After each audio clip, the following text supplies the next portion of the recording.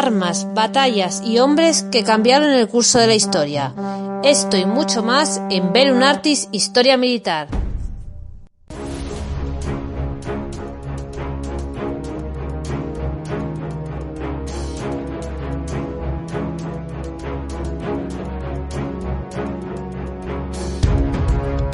Esta es la historia de las miserias y las grandezas de muchos arqueros de diferentes lugares alrededor del mundo. Aunque no lo parezca, tenían muchas cosas en común, aunque quizás ni ellos mismos lo sabían, mientras se mataban mutuamente en algún campo de batalla olvidado. Pero lo uno no quita lo otro. Esta modesta compilación realizada para aumentar el conocimiento del lector comienza a causa de los desvelos de alguien más bien irrelevante, una especie de Frodo del siglo XXI, pero menos épico y que no vive en la comarca sino en Barcelona. Movido por un impulso casi animal, ha recopilado con amor y pasión todos estos datos para entregárnoslos. No ha sido una cosa premeditada o planificada, sino un largo proceso de más de 12 años de lecturas y flechas rotas. Humildemente os lo explicaré.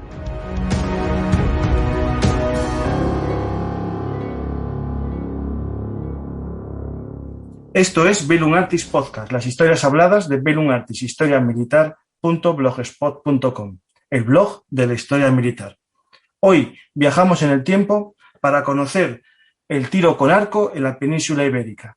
Para ello contamos con la ayuda de nuestro arquero histórico, Ismael. Hola Ismael, ¿qué tal? Hola, ¿qué tal? Un gusto volver aquí. Esta es tu casa, ya sabes que aquí te tenemos como nuestro diana, ¿no? O nuestro objetivo histórico favorito cuando queremos saber algo de tiro con arco. Yo digo, voy a hablar con Ismael Hernández Rueda para que, bueno, nos haga un poco de nuestro Robin Hood, ¿no? Es decir, tire e intente dar en la diana con este programa, como el anterior que hicimos juntos sobre la arquería en la Edad Media, que fue un éxito en iVoox. Hoy lo vamos a hacer también en podcast, pero también en formato vídeo, ¿no? Vamos a intentar, a la vez que hablamos, ir viendo algunas imágenes que acompañan. Esto lo recuerdo porque ahora mismo este programa se graba en directo en el canal de YouTube y también en nuestra página de Facebook. Por lo tanto, puede haber gente interactuando. Si tiene alguna duda, nos puede consultar. Y los demás oyentes que lo escucharán después en iVoox, iTunes o Google Podcast o en cualquier otro reproductor de podcast, saber que os invito a suscribiros a nuestro canal en YouTube y seguir todos los programas vídeo de historias habladas que, aparte de escucharnos, nos van a poder ver, ¿no, Ismael? Y ponernos cara. Por supuesto. Y tanto. Hoy, Ismael, te invito de nuevo a Bellum Artis, que ya es tu casa, ya habíamos quedado aquella vez que era tu casa el último programa, que recomiendo a los oyentes que escuchen la arquería en la Edad Media y también que lean los artículos de Ismael en nuestro blog bellumartishistoriamilitar.blogspot.com. Y hoy vamos a hablar de tu libro, ¿no? El arquero histórico. Bueno, de tu libro no. Vamos a hablar de la arquería en la península ibérica a través de tu libro, El arquero histórico. Exacto. Está aquí. No sé si lo veis pequeñito y aquí lo tengo un poquito más grande. Luego utilizaré la portada y la contraportada porque buenas imágenes tienen ahí, ya os contaré, y servirán para un poco aderezar el tema que hoy traemos a la mesa, que es, como decías, ¿no? La arquería en la Edad Media en la península ibérica, que es un tema que, bueno, a mí personalmente me encanta y espero compartirlo con todos vosotros y vosotras. Pues vamos un poco a empezar, ¿no? Vamos a tensar nuestro arco, ¿no? Y vamos a coger el mejor proyectil que tengamos para conocer un poco la historia de la arquería, ¿no? Del tiro con arco en la península ibérica. Casi 3 milenios, ¿no? Podríamos retroceder mucho más y seguro que si nos sumergimos en los tiempos, ¿no? Y vamos a ver las primeras guerras, ¿no? Las primeras luchas en la península ibérica entre pueblos, seguro que ya usaban el arco, ¿no? Pues mira, justo hoy ha dado la casualidad que he hecho una publicación en mis redes, ¿no? De arquero histórico y que tratan precisamente pues sobre la arquería en la península ibérica y hablo de la época romana, que ahora pues lo resumiré, ¿no? Y un seguidor que se llama Luis Miren Zalvidea, ¿vale? Que lo mencionó porque hoy me ha hecho una aportación súper chula, tengo aquí el comentario, comentaba que claro, yo soy el arquero, o en internet soy el arquero histórico, no el prehistórico. Pero eso no quita que en la prehistoria, en la península ibérica, pues han habido muchos pueblos arqueros. De hecho, el arco más antiguo que se ha encontrado en el mundo se ha encontrado en La Draga, aquí cerca de donde yo vivo, ¿vale? Bueno, a 1 hora en coche, ¿vale? En un yacimiento, un arco de tejo precioso. Entonces, aquí había mucho arquero. Y me comentaba, ¿no? Pues que se han encontrado puntas de flechas del Solutrense, ¿vale? Espera, es que aquí me ha puesto un montón de cosas. Sí, en el Solutrense y en varios lugares, ¿no? En varias excavaciones, pues han encontrado muchísimos elementos de arquería prehistórica, ¿vale? Pero yo en ese tema no me meto porque hay gente que sabe más que yo y no quiero, no quiero tampoco, ¿no? Aventurarme en terreno pantanoso, pero bueno, que sí que poner en valor que en la prehistoria de la península, pues había muchísima arquería. Pero nosotros vamos a ir un pelín más adelante. Espera, Ismael, antes de seguir más adelante, a los oyentes les recomiendo que lean un artículo de Bellum Artis, del blog, que se llama Las primeras guerras de la humanidad, y entre los yacimientos que comentabas del arco aparecen las famosas pinturas levantinas, ¿no? En el arte prehistórico ibérico destaca el arte esquemático, y hay unas cuevas, por ejemplo, Les Dogues, que tienen unas pinturas en las que hay una batalla de arqueros, que lo voy a poner ahí para que lo vean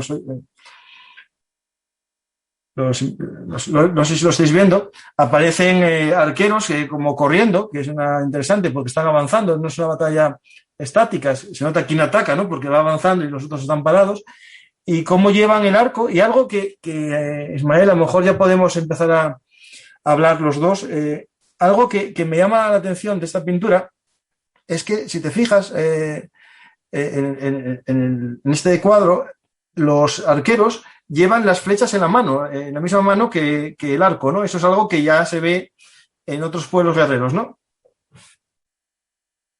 Sí, porque es una forma de tiro rápido, ¿vale? En tanto que yo llevo las flechas cogidas con la mano de arco, puedo hacer un movimiento fluido que me permita llevar la flecha a la cuerda. Yo esa técnica en concreto yo no la practico, porque la conozco pero no la practico. ¿Por qué? Porque yo el tiro con arco que hago es la modalidad de tiro a diana, que en sí, que tú dirás, tirar a diana es muy genérico, pero no, porque disparar a una diana fija requiere de una técnica y de unas habilidades distintas. Por ejemplo, si haces tiro rápido, si haces tiro a caballo, si haces tiro a distancia, hay muchos tipos de tiro. Entonces, tanto mi arco como, bueno, todo mi equipo como mi técnica está pensado para el tiro a diana. Entonces, yo esta no la hago. Pero eso no quita que es una técnica muy chula en la cual yo llevo, si lo sé, monto el arco y os lo hago esquemático aquí en un momento.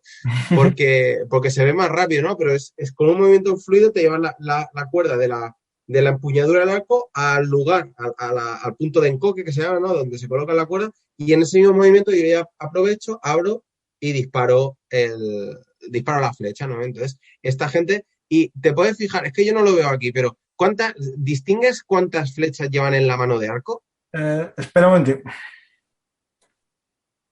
No se ve muy bien, pero pueden ser 2, 3. Ahí justo, mira, a los pies de alguno de los arqueros, espera, voy a poner la foto un poco más grande, espera, ¿eh?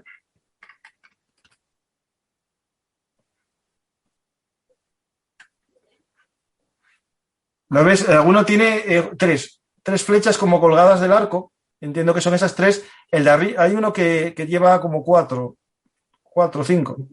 Entre 3 y 6, según los tratados, bueno, mi tratado de referencia, que es el de Taibuga, entre 3 y 6, en la medida en que llevas flechas, se te considera mejor arquero, ¿vale? Pero entre 3 y 6 en la mano de arco eran lo más recomendable, siendo 3 el nivel básico, al cual yo ni llego, y yo hago, dentro de la arquería histórica yo haría lo que viene a ser el tiro de precisión, dentro de la arquería histórica, que precisión habría que entenderla pues en términos del siglo XIII y no del siglo XXI.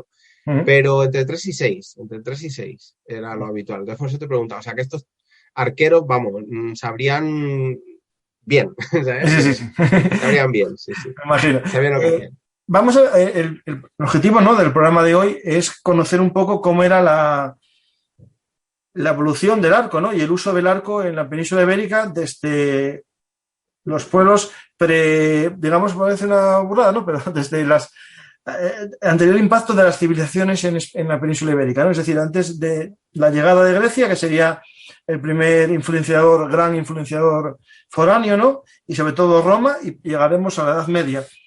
Pero claro, yo cuando te propuse hacer este programa un poco sobre el arco de la península ibérica, era también un poco para aclarar dudas que a mucha gente nos viene a la cabeza, ¿no? Cuando tú buscas guerreros peninsulares, íberos, ¿no?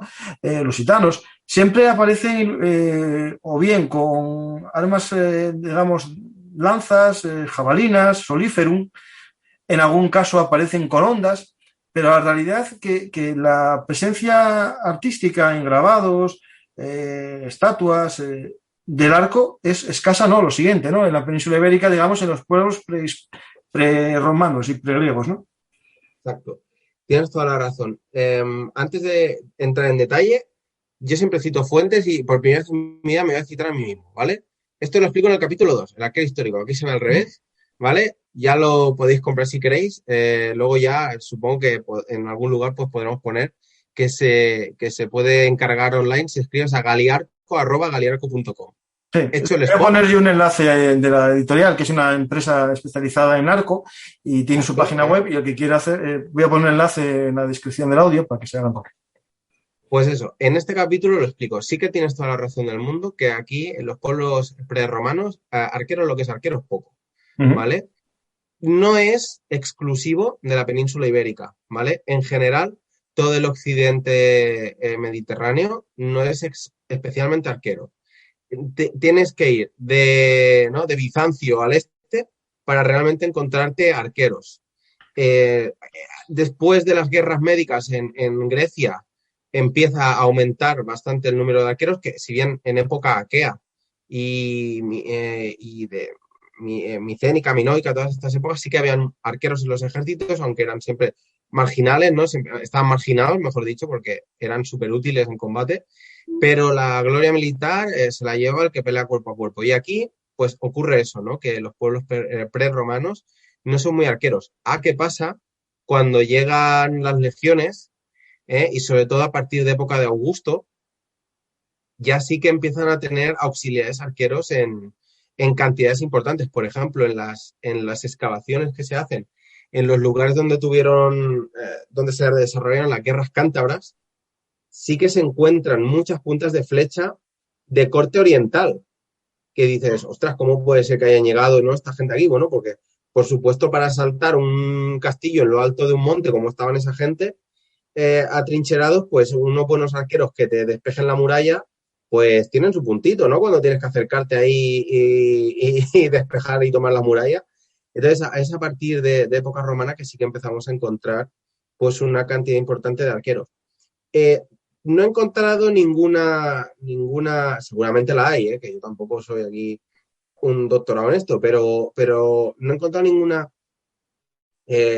lectura que explique el porqué de que no hayan esos arqueros en los pueblos prerromanos. Quizá lo más factible para explicarlo es el tipo de guerra que hacen. Es una guerra pues de escaramuza, ¿no?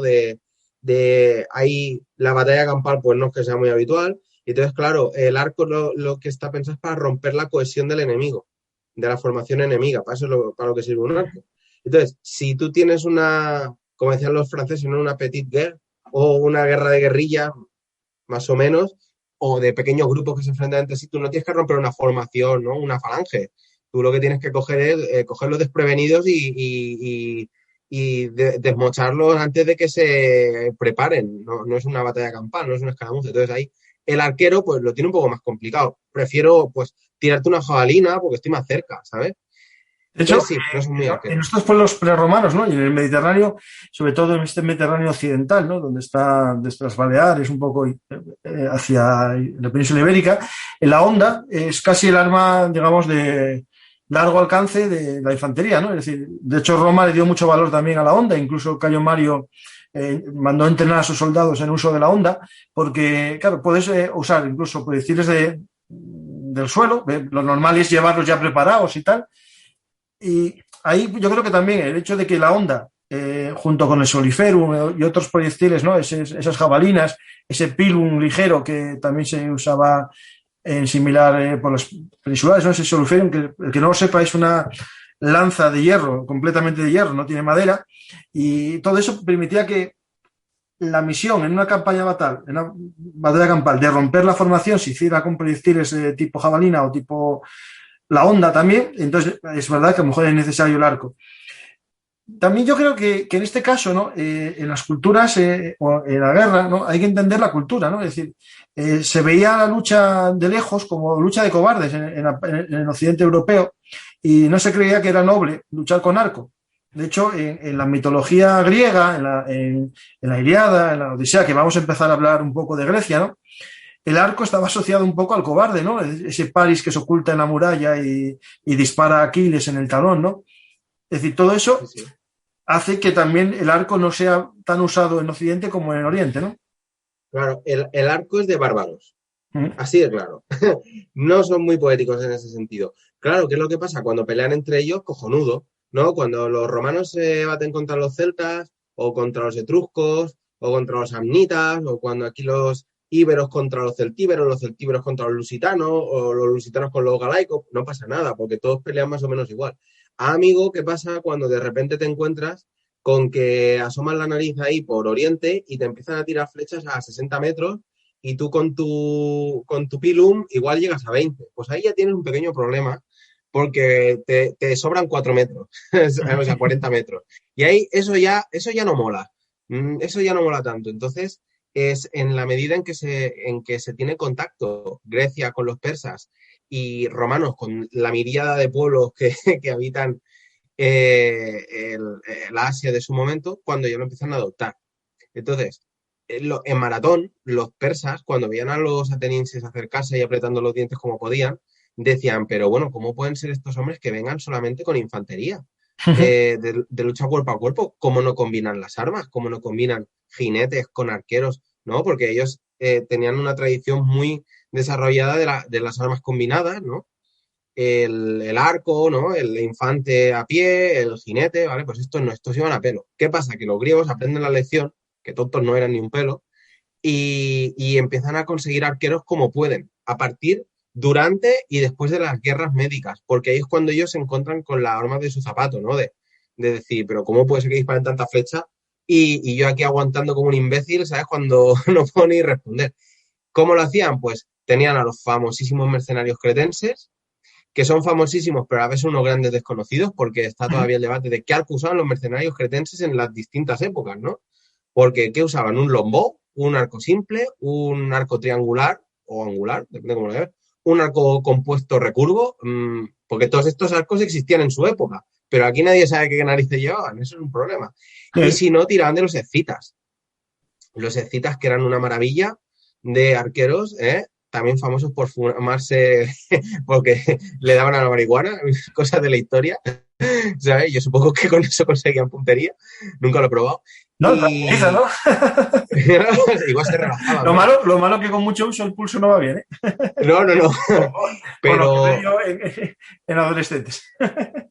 pero sí que se han encontrado muchas descripciones de mercenarios escitas en las flotas atenienses, porque unos buenos arqueros en tu trirem, pues te hacen tu puntito. Tú piensas que creo que esos barcos no tienen ni borda. O sea, No, la cubierta de combate es la cubierta de combate. Entonces, la única protección es tu propio escudo.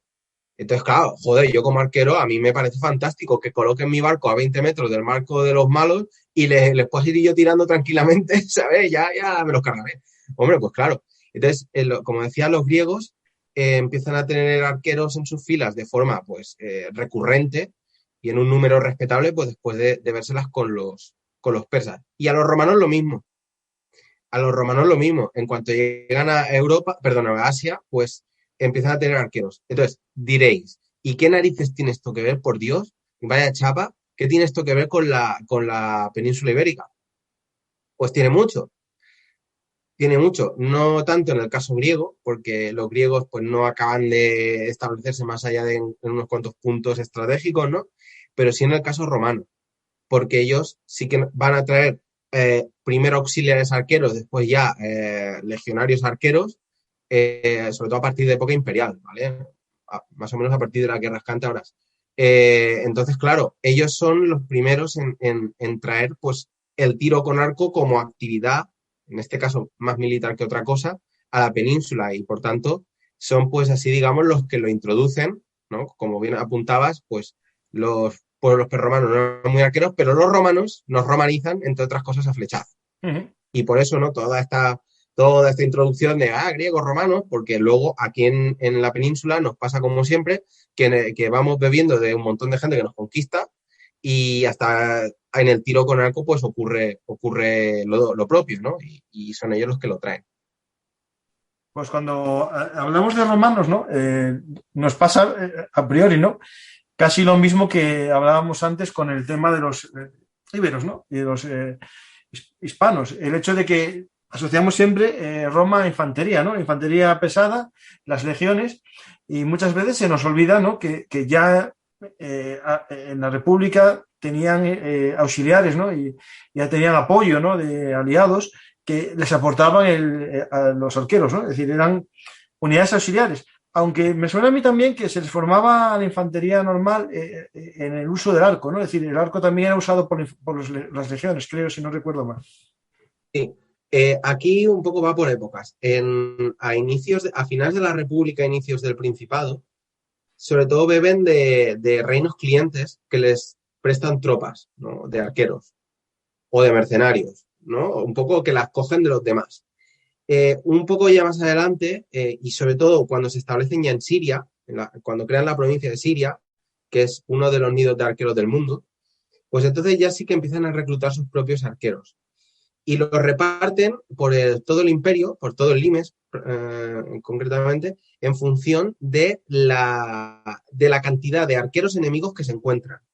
¿Qué quiero decir con esto? Pues que en la zona de Mesopotamia, ¿no? En la frontera con Partia / Persia, pues ahí tendrán en los ejércitos prácticamente la mitad de los soldados, tanto a pie como a caballo, van a ser arqueros. ¿Por qué? Porque delante se van a encontrar ejércitos que son casi todos arqueros, ¿vale?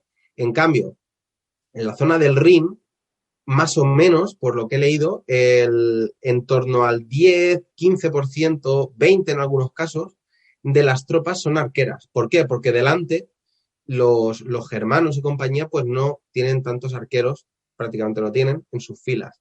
Pero sí que es verdad que es interesante tener arqueros porque esta gente prácticamente no utiliza protecciones corporales más allá de un escudo. Los que sí que tienen más dinero pues se van a procurar algún tipo de protección corporal, algún casco, pero el grueso de la tropa pues va con la ropa que puede, tienen sus buenos escudos, eso sí, pero no tienen protección. Entonces, en una batalla, si a mí me cargan en cuña, si consigo situar arqueros en los flancos que les den, pero no, yo no les tiro a los que esto pasa en una batalla bastante posterior, ¿no? De las guerras entre bizantinos y ostrogodos, les atacan los ostrogodos en una cuña a los romanos y los romanos colocan arqueros en los lados, pero no tiran, por ejemplo, el del flanco derecho, el arquero del flanco derecho, no tira a los que están ahí, a los que tienen delante, sino que tira por encima porque no tienen, el escudo les está protegiendo por el otro lado y les tiraban por la espalda. Entonces, el de la derecha tira a la izquierda y el de la izquierda tira a la derecha para darles por la espalda. O sea, que aquí había una...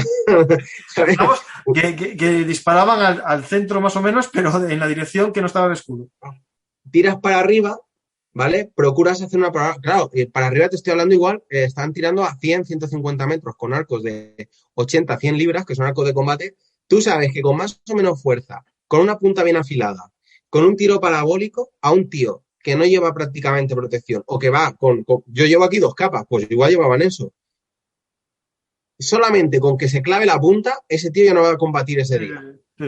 No va a tener ganas. Pues ya está. Entonces tiraban haciendo así parábola y a gente sin armadura, que es el blanco, ¿no? Ideal, pues sabes que al menos el daño se lo haces. El suficiente para que te aguante peleando un cuarto de hora más. Entonces, bueno, por eso digo, no, lo repartían dependiendo de la cantidad de arqueros que se pondrían delante. Y aquí en Hispania... Cuando me hablas del arco, ¿no? Bueno, el arco que estamos hablando casi siempre se ve influencia oriental, ¿no? Estaríamos ante un tipo de arco compuesto casi siempre. Compuesto recurvo. Depende de la época, más o menos recurvo. En época parta, cuando la batalla de Carras, los arcos son compuestos, eso sí, pero son redonditos. No tienen la recurva característica, esto que le llamamos la silla, ¿no? El extremo así curvado. Está sutilmente curvado. En época ya sasánida sí que se recurva más. En cuanto más recurvo está ese extremo, más ventaja tiene el arco, porque ganas rasante, ya que le añade un efecto palanca y también te permite abrir arcos de más potencia y aguantarlo durante más tiempo, ¿vale? Por una serie de cuestiones físicas. Entonces, esos arcos están pensados en cuanto... Si tú ves un arco redondito, ¿vale? Pero muy gordo, ese arco es muy potente, pero esa potencia la sacas de la fuerza bruta de abrir a puras narices. Si ves un arco delgadito o medio, pero con mucha recurvo en los extremos, ese arco busca lo mismo que el otro, pero lo va a conseguir con menos potencia. ¿Por qué? Por el diseño. Cuando me hablas de la forma, ¿qué es? ¿Con cuerda o sin cuerda? Con cuerda, siempre encordado. Vale. Que algunos, desencordado lo vas a ver igual, ¿eh? ¿Mm? Desencordado lo ves igual, o sea, se distinguen a la legua. Mira, es que te lo puedo enseñar, o sea, tengo aquí, mira. Este es un arco simple. ¿Mm? Es un palo, es un palo. En cambio, cojo este de aquí, que este es el arco que yo utilizo habitualmente y está desencordado, ¿eh? Mira, si yo cojo este, bueno, si lo cojo, a ver, ahora, ¿ves? Que está más curvadito hacia arriba. ¿Mm? Así me echo para atrás, ¿ves? ¿Cómo hace así? Se nota. Está del revés, ¿no? ¿Qué? Ese está, digamos, torcido del revés. Cuando le pongas la cuerda cambia, ¿no? Claro. Mira. Si yo, espérate, que le voy a poner la cuerda en un segundo. Se hace No, digo porque los oyentes, los que están viéndolo en el canal de YouTube y en Facebook podrán ver. Sí, mira. Lo encordo en un momento. Ahora molaría que se me soltara. Así. Mira. ¿Ves? ¿Cómo queda? Así me alejo. Claro, cambió la forma. Exacto. Pero ves que está recurvadito, ¿ves? Sí, sí. Y hace, pues, esta forma como de cuello de cisne. Y este es, los hay que esta parte de aquí es, en vez de así tan recurvadita, pues es recta. O sea, hace la curva y de repente se pone, clac, recto. Sí. Eso es todavía, tiene más potencia. Este arco que estáis viendo aquí corresponde a un arco otomano, ¿vale? Siglo XV, XVI, XVII sobre todo. Se usa en la época nazarí. Hay pinturas en la Alhambra, creo que se llaman los frescos del Partal, en los que se ven a jinetes usando este arco. ¿Vale? Por tanto, ¿por qué? Porque la cultura arquera de Al-Ándalus bebe directamente del mundo árabe. ¿Vale? Entonces, bueno, pues aquí lo veis. Y se distingue perfectamente, ¿no? Que este está recurvadito y este pues era un palo. Sí. Era un palo, tío, no tiene más. Entonces, los romanos utilizarán como el recurvo, ¿vale? Similar, este no, pero arcos que son primos hermanos. Y siempre como hacen como con la gladius, ¿no? La gladius es íbera. Ellos la adoptan, pues el arco que ellos empiezan a usar, pues es el parto, o el cita, o el que tuvieran en aquel momento, y siempre pues lo usarán de estilo oriental, no usarán longbow. Pregunta un oyente que si hay algún arco nativo ibérico, pero no, viendo que no hay. No. Se han encontrado arcos, por ejemplo, este que digo de la draga, podría ser tranquilamente primo hermano de los longbow que usaban en la Guerra de los 100 años. Quizás no tenía tantas libras, pero es un arco recto de tejo. O sea, sí, el arco simple. Es decir, un arco simple, madera de cierta calidad flexible y punto. Ya está. Pero esto, porque la gente dice, no, es que el longbow, el arco largo lo inventaron los ingleses. Mentira, cochina. Ese arco se usaba en todo el mundo en prácticamente todas las épocas, ¿no? Lo que pasa es que los que le han dado la fama han sido los ingleses, pero los Yanomami hoy en día tienen arcos así, de otro material, pero lo tienen. O sea, que bueno, en fin. La fama. De hecho, me imagino que ese arco que hablamos prehispánico era un arco tipo largo de una sola pieza de madera, ¿no? Sí, podría ser como este de aquí. Mira, este es un arco de castaño, que también es un arco simple de 1,60 m, ¿vale? Y es un palo de castaño. O sea, no tiene más. Mira, aquí, de hecho, a ver dónde está. Aquí. Mira, ¿veis? Aquí se ve un nudo de la madera. Esto es madera natural pura y dura. ¿Ves? Aquí otro. ¿Veis? Esto es un cacho palo que rasqué con mi buen maestro Ángel de la Llave. Y esto funciona perfectamente. Tiene 40 libras. Y tranquilamente puedo tirar con cierta tranquilidad, 25 o 30 metros, ¿vale? En cuanto más libras tuviera, pues más lejos llegaría, ¿no? Pero, y con este puedo tirar incluso más lejos, ahí ya la poca precisión que tiene ya se va al garete. Pero vamos, que sería como este último que os enseñaba, así, arcos simples, ¿no? Uy, vaya gallo. Arcos simples. Vale, que sería el arco, digamos, de todos los pueblos casi a lo largo de los siglos, casi todos los pueblos de todos los lugares del mundo en algún momento desarrollaron el arco, o sea que más o menos. Sí, sí, exacto.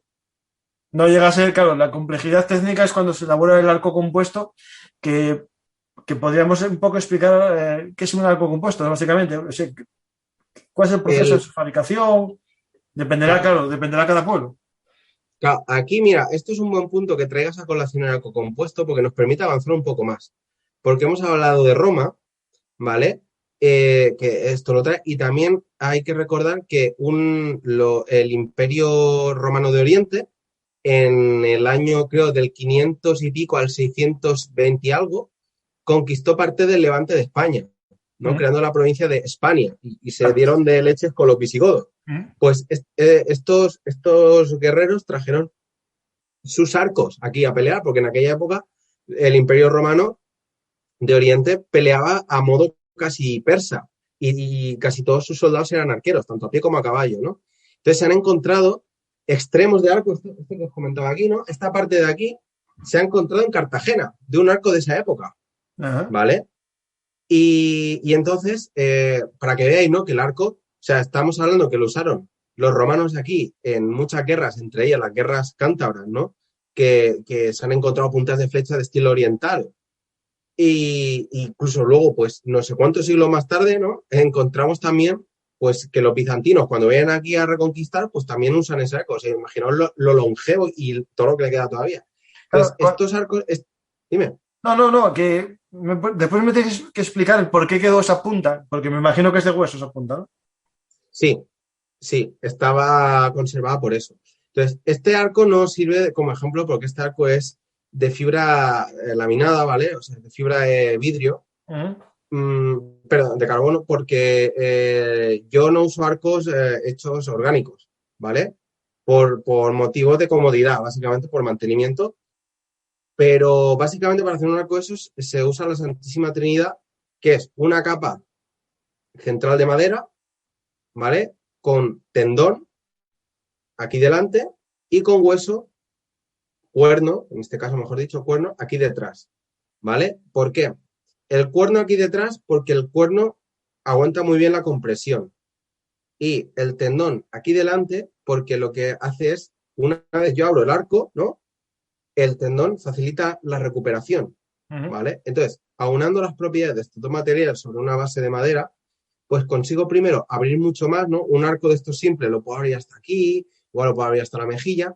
Un arco de estos lo puedo abrir hasta la oreja o lo puedo incluso abrir hasta el hombro, por tanto le saco más potencia, ¿vale? Y luego le añado esta recurva, ¿vale? Que pues le imprime un efecto palanca, por tanto todavía más fuerza al arco y más capacidad de penetración y alcance y rasante. Entonces, es muy complejo porque tienes que darle la forma concreta a cada pieza, encajarlo, luego equilibrarlo. ¿Veis que esto está perfectamente formado, ¿no? Que es todo simétrico. Sí. Vale, pues esto se llama hacer el tiller y eso es un trabajo. Es quizá de las partes del proceso más complicado de hacer un arco. Y entonces, pues, el aunar todos estos materiales y darles esa forma concreta, pues consigues sacarle el máximo rendimiento al arco, ¿no? Es muy complicado. De hecho, pero va a ser el arco que más se utiliza en la península, ¿eh? Este que os digo, el compuesto recurvo, de romanos a bizantinos a después andalusíes, va a ser el arco por excelencia, ¿vale? El que se va a utilizar en casi todas las épocas. De hecho, cuando en un programa que tenemos de los Hunos y Atila, de José Sotochica, que es un experto, bueno, en Bizancio y sobre todo en la caída del Imperio Romano, ¿no? En los pueblos bárbaros, digamos, entre comillas, comentaba incluso que en los pueblos hunos, tenían un ritual para la elaboración del arco, ¿no? Es decir, algunas cosas había que cortarlas con una llena, las colas que se usaban para pegar los elementos tenían que también, no valían en cualquier momento porque si no se estropeaban, se enfriaban demasiado pronto o era demasiado calor, y todo era un arte, era, digamos, muy complejo y era un secreto casi de Estado, ¿no? Un secreto del reino, la elaboración de los arcos. Hombre, es que tú imagínate, ¿sabes? Es el arma por excelencia de los hunos. Eso no se comparte así. No, hoy en día no regalamos planos de armas nucleares, ¿no? Pues en aquella época. Y sí, y eso tenía un componente mágico, pero también un componente físico, porque esos arcos son muy sensibles al calor y al frío. Y la madera siempre se ha creído que depende de la época en la que la cortes, tendrá unas propiedades u otras. Depende cuando lo guardes. Una vez ya hecho, pues si hace mucho frío, la cola se puede ablandar. Si hace mucho calor, la cola se craquela y se rompe. Entonces es muy complicado mantener. Por eso yo no lo tengo. Ya quisiera yo poder tener una cosa así, pero yo no tengo arcos de esos porque los cambios de temperatura les hacen muchísimo daño. Normalmente tenían más de un arco porque se te rompían. Entonces tenías que cambiar de arco ipso facto el que te quedaba si no desarmado. Era habitual que tuvieran 2 o 3 por arquero, aparte de 5 o 6 caballos en el mundo 1. O sea que imagínate, ¿no? El arsenal para un solo soldado. Un drama. Pues más o menos un poco nuestra idea era ir avanzando en el tiempo, ¿no? Y yo creo que cuando empezamos a hablar de arco, ¿no? De arquería en la península ibérica es con los romanos que irían auxiliares a usar el arco. Me suena haber visto también en algunos de estos famosos mosaicos de cacería que hay en las villas escenas de uso de arco, aunque en las villas que yo visité en la zona de Palencia se usaba más la lanza para cazar jabalís y tal. Así que hay escenas de cacería. Voy a ver si encuentro alguna para ponerlo a los... porque es muy interesante que cómo se asocia, ¿no? en Roma el uso del arco con la caza, ¿no? Es decir, que en todos los pueblos el arco, más que militar muchas veces, es de uso cinegético, ¿no? Es decir, y después en otros se utiliza también en la guerra. En Hispania, ¿no? En Roma, me imagino que por motivos obvios, que durante mucho tiempo fue muy tranquila la península, se tuvo que usar más en el aspecto cinegético, ¿no? Claro, eso no quita que sí que hubieran unidades de arqueros pues en las guarniciones, ¿vale? En los puntos estratégicos que controla el ejército. Y ya dependiendo de la época, pues habrían más o menos arqueros, pues dependiendo de la coyuntura político-militar del momento. Pero bueno, al final, la idea principal con los romanos era que ellos son los que traen e institucionalizan el arco en la península ya, pues, firmemente. Entonces, y luego también, pues, los bizantinos, pues, lo utilizan largo y tendido en las guerras que tienen. También los visigodos imitan el ejército romano, el tardo romano, en la medida de lo posible, y también tendrán arqueros, ¿no? Pero no tendrán la importancia que quizás se le dé, pues, al arco en otras culturas, porque básicamente es distintivo del uso del arco el grado de organización de los ejércitos, porque para tener un cuerpo de arqueros tú tienes que tener una organización mínima, porque, bueno, esta gente hay que entrenarla, no se aprende a utilizar un arco de combate de un día para otro. Entonces, en la medida que tú les puedes pagar, que les puedes dar un equipo más o menos estandarizado, que tienes gente que los puede entrenar, ¿no? Pues tendrás más o menos éxito y tendrás más disponibilidad de arqueros. Entonces, claro, el factor este es importante, ¿no? Luego ya en época del Andaluz, pues ya verás tú que va a haber un florecimiento del tiro con arco muy importante por motivos políticos, religiosos, culturales y también pragmáticos. Obviamente tú no tienes arqueros por amor al arte, ¿no? Tú los tienes para lo que es. Y ahí sí que hay como la gran explosión, ¿no? de la arquería. Pero bueno, los romanos hacen ese trabajo. Y como decía, pues ese arco que se encuentra en Cartagena, pues es el extremo donde se engarza la cuerda. Y sí, es de hueso. Por eso ha podido, pues, conservarse con cierta soltura. Lo que pasa es que como solo es un trocito, pues claro, tampoco se sabe exactamente qué arco era ni qué tipo, tal. Pero bueno, por época, por contexto, se puede entender que era un recurvo compuesto de estilo bizantino, / persa. Va. Uno de los seguidores en Facebook pregunta ¿qué animales se usaban para el tendón? Si tenían cada pueblo tendría su tendón, ¿no? Es decir, a lo mejor los unos porque tenían ovejas, a lo mejor usaban más la oveja y otros usaban más el tendón de vaca, de ternera, ¿no? Claro, aquí cada uno el que podía, pero normalmente tienen que ser animales con cierta entidad. O sea, tú no coges un tendoncillo así, ¿vale? El trabajar el tendón es uno de los procesos más laboriosos del arco, ¿vale? Aparte del tiro y todo esto, porque lo tienes que dejar secar. las hebras las tienes que dejar bien formadas, bien planas, ¿no? Hay gente que decían, cuando yo estuve en un taller que fabricaban arcos así compuestos, y decían, prueba a masticarlo, porque hay que también, no me va a salir, reblandecerlo, porque si no, eso seca, se queda tieso y eso no te vale para nada. Entonces, bueno, es todo un proceso. Y pues, muchos animales, de vaca, de caballo, de buey, ¿no? Pero animales, yo por lo que tengo entendido, siempre animales grandotes. No coges tendón de conejo, porque igual con el tendón de conejo tienes para la pala de abajo, ¿sabes? Sí, sí. Y una vez que tenemos ya un poco, ¿no?, estos pueblos de la península ibérica que contactan con el arco gracias a Roma, ¿no? Es Roma la que, digamos, introduce la arquería, primero mejor para la caza, ¿no? Y seguro que para la defensa de las ciudades, aunque ya vimos en el programa anterior contigo que no era muy útil a veces el arco en defensa de ciudades por la forma de disparar y eso, que a los oyentes les invito a escuchar el de arquería en la Edad Media. Digamos, ese arco compuesto, ¿no?, ese arco recurvo de origen bizantino se introduce en la península. Los visigodos, ¿no?, los godos, alanos, que también tuvieron su contacto con los pueblos de las estepas, ¿no?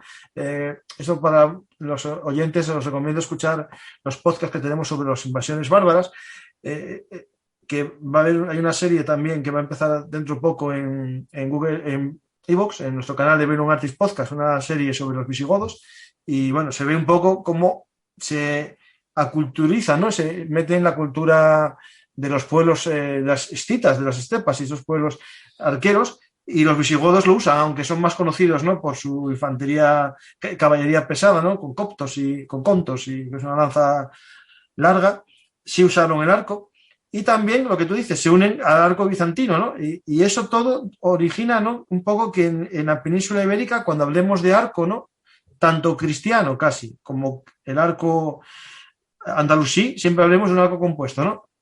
Sí, Más o menos. sí, más o menos. En la zona cristiana, ya, bueno, pues entrado el periodo de Al-Ándalus, en la zona cristiana se conoce perfectamente el arco, porque, a ver, es que ya de época visigoda, como hemos visto, ¿no? Pues ya se utilizaba, y el arco era siempre asociado con el adversario musulmán, porque es un arma muy característica del mundo árabe, del mundo musulmán. De hecho, hay varios pasajes del Corán en el cual pues se invita al creyente a practicar el tiro con arco, ¿no? Mahoma decía que habían tres grandes deportes, que eran la equitación, la natación y el tiro con arco.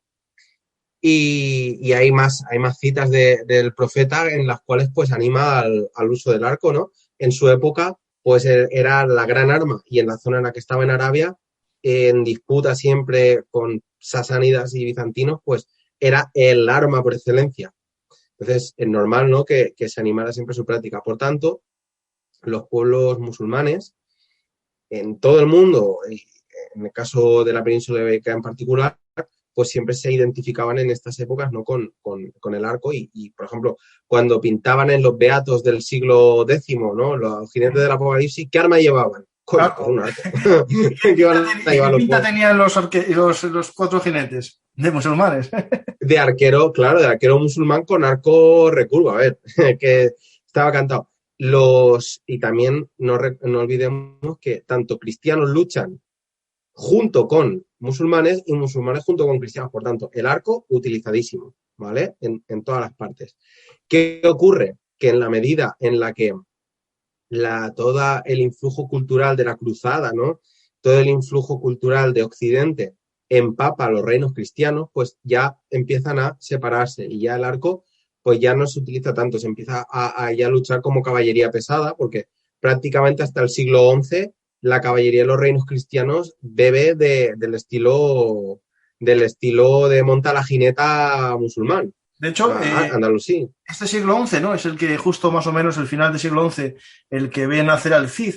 Tenemos otra, yo parece que todo momento para hacer publicidad, ¿no? Pero en la serie del Cid que tenemos, que con David Porrinas, que es el autor del Señor de la Guerra, un libro sobre el Cid de Despertaferro, hablamos de este cambio, ¿no? Ese cambio que se pasa de la carga a la jineta, de montar a la jineta, que es con las rodillas muy dobladas, y se dirigía al caballo con el juego de la cintura, ¿no? Y un poco con las rodillas, a la brida, ¿no? Que es con las piernas estiradas, sin doblar las rodillas y con un asiento que tiene como un respaldo, ¿no? La silla para el impacto, ¿no? Se pasa, digamos, de jugar con el caballo a lanzar el caballo contra el contrario, ¿no?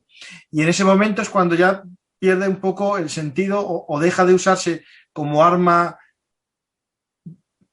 primaria, ¿no? De la caballería, el arco, ¿no? En la caballería cristiana, y se pasa a la lanza como carga, ¿no?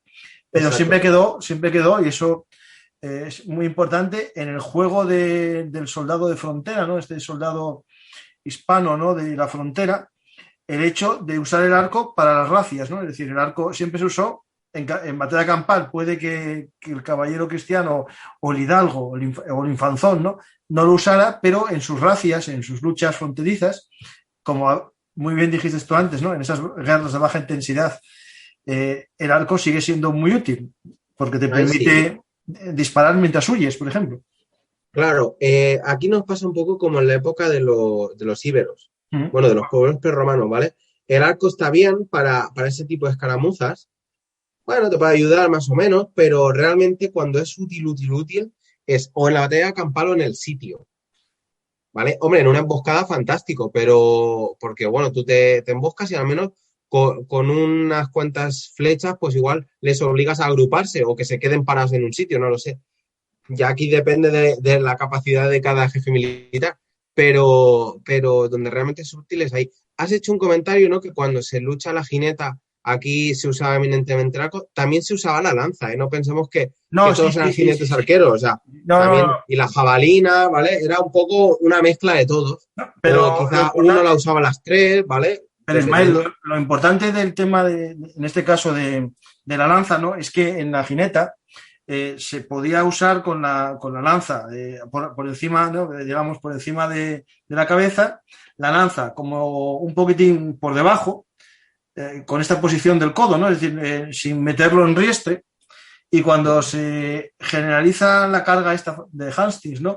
Y la que tenemos ahora mismo, que os puedo poner, por ejemplo, la batalla de Arcos, que es ya del siglo XIII, o siglo XII y nada más de todos al siglo XIII, ya se usa la técnica de meter la lanza en el sobaco, ¿no? La lanza de carga, ¿no? Por eso digo que sí se usaba la lanza, pero no era la misma técnica que cuando imaginamos una carga de caballería medieval, ¿no? Que es a saco. A saco, Paco, exacto. Pues ahí está la gracia, ¿no? De saber saltar. Y entonces, pues tanto reinos cristianos como musulmanes, pues hasta eso, hasta el siglo más o menos XI, pelean prácticamente de una forma muy similar. A partir del XI ya empieza esa transición en la cual se introducen elementos europeos, pero no solamente la parte cristiana, sino que también la parte árabe, ¿no? Dicen, hombre, pues si los castellanos o los catalanes o aragoneses empiezan a cargarme con la lanza así, bajo el brazo, pues yo también lo voy a hacer, ¿no? Lógico.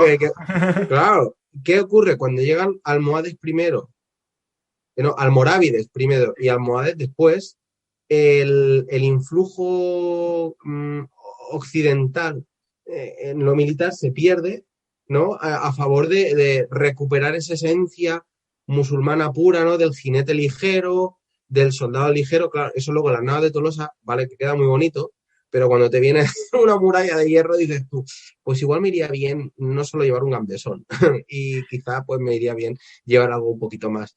De hecho, los soldados reclutados en la península, pero en el mundo árabe, pero en la península, van como los cristianos. Entonces ahí tienen pues unas épocas, unos siglos muy interesantes en los cuales tienes pues soldados de corte europeo, ¿vale? Que son los que se reclutan en la península, ¿no? Muy influidos por el mundo cristiano, y los soldados de corte más africano, norteafricano, que vienen pues en oleadas sucesivas pues para aquí hacer la guerra, porque no dejaba de ser la capital de la Andalucía en aquel entonces, no dejaba de ser Fez. Entonces, claro, se puede entender, ¿no? Y de hecho, y si alguien venía, por ejemplo, del norte de los Pirineos, vería a los castellanos, aragoneses y leoneses, visten como los moros. Claro, y dirían, pero ¿qué pasa aquí, hijo mío? ¿Qué lío hay aquí, no? No me entero de nada. Claro. Y entonces, por tanto, tenemos en ¿no? Desde la conquista, pues hasta este siglo XI, pues hay un batiburrillo de mezcla de todo el mundo. A partir del siglo XI empieza a haber, pues, ya una cierta diferenciación más grande, pero luego el punto ya de ruptura total es cuando la ballesta se hace famosa. Ahí ya tenemos un problema, porque el arco ya se las ve y se las desea para ser el rey de las armas a distancia en la guerra, porque la ballesta, aquí yo no lo habré dicho nunca, ahora que no lo ve nadie, pero la ballesta es mucho más fácil de tirar que un arco. Y la gente tonta no es. La gente tonta no es. Dices tú, si yo... Vale cualquiera. Claro, si yo tiro con un arco de 80 libras y para usarlo con media decencia tengo que tirarme 15 años practicando y con una ballesta en 2 años puedo tirar con 100 libras, pues oye, no sé tú, pero yo creo que me sale a cuenta, ¿sabes? Yo creo que me sale a cuenta. E incluso cometer pecado cuando la prohibió la iglesia. Igual. Me da igual, es muy efectiva y atraviesa cualquier armadura. Vale, para adelante. Aquí es gracioso ver que los andalusíes le llamaban caus franquilla. Es el arco, caos es, no sé si se pronuncia caos, igual un árabe parlante pues te lo dice bien, yo digo caos porque no sé cómo se dice. Caos es la palabra arco, pues el caos franquilla o caos nazarilla o nazareno, ¿vale? O sea, el arco cristiano es como le van a llamar los árabes, los andalusíes a la ballesta. La van a usar, que les da igual el nombre porque la ballesta va de coña, y como si se llamara Perico los Palotes. Yo la voy a utilizar igual porque me va de coña, ¿vale? Esto ya empieza, esta convivencia de la ballesta con el arco, pues también más o menos siglos XI, XII, y a partir ya de 13, segunda mitad del 13, 14, la ballesta ya es la reina, ¿vale? O sea, para mí el momento así simbólico sería, en mi cabeza, habría luego que verlo, pero a partir, por ejemplo, del 1300 o del 1350, la ballesta ya es la reina. Aquí el arco se queda para dos ocasiones. Se queda uno para guardar polvo en las armerías, ¿vale? Y en segundo lugar, en el reino nazarí, el arco, claro, tú piensas una cosa, en el reino nazarí estaban ya todos más mezclados, que árabe puro habían dos y el gato. Sí. Entonces, ¿qué es lo que pasa? Que, bueno, de hecho, Ben Nasser, ¿no? El fundador de la dinastía nazarí era pelirrojo y pálido, ¿sabes? Porque su madre era una esclava cristiana que era pelirroja, o sea, claro, se teñía la barba con muchos la de ellos de origen eslavo, porque eran donde más se traía. Exacto, o sea, ¿vale? O sea, que aquí árabes puros, pobretes pocos. Se teñían el pelo, se intentaban arabizar, pero eran de aspecto europeo. Entonces, ¿qué es lo que pasa? Que uno de los símbolos del musulmán en esa época, como ya hemos comentado hace unos minutos, era el arco, ¿no? Era el arma por excelencia de esos pueblos. Entonces, la nobleza nazarí practica el tiro con arco en la caza y como deporte, como símbolo, ¿no? de arabismo, ¿no? Yo soy árabe y lo demuestro porque soy arquero, que es el arma más simbólica, ¿no? Que más representa el mundo árabe. Incluso en combate, pues alguno lo llevará, ¿no? Algún noble, alguno sí, se llevará. Pero que aquí la palma ya se la lleva la ballesta. También recordemos que a partir del siglo XIII las protecciones corporales se mejoran una barbaridad.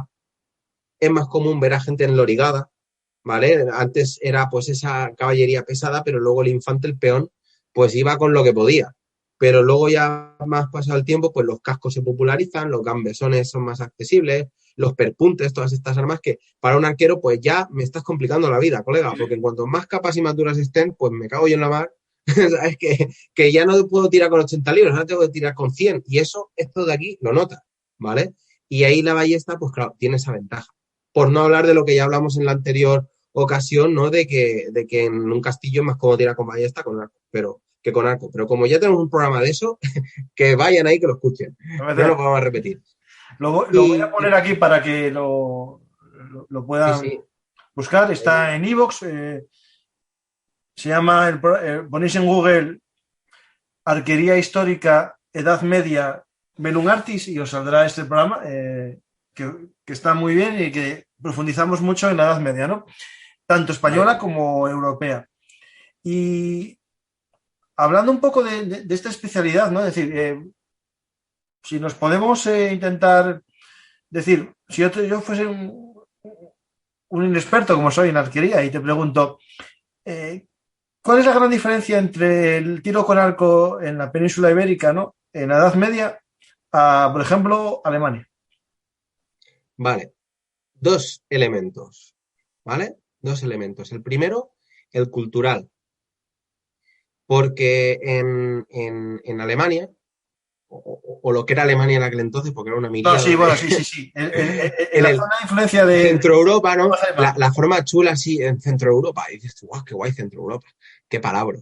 Pues dos elementos. El primero, cultural, el arco barra ballesta para los magunsets, que decían los franceses, ¿no? Para los destripaterrones. Uh-huh. Eso en primer lugar. De hecho, si yo me pusiera aquí en plan político, te podría decir que el arco era el arma de izquierdas, ¿vale? Y la ballesta, porque era con la que el plebeyo se podía cepillar a un aristócrata. Entonces era como, wow, ¿sabes?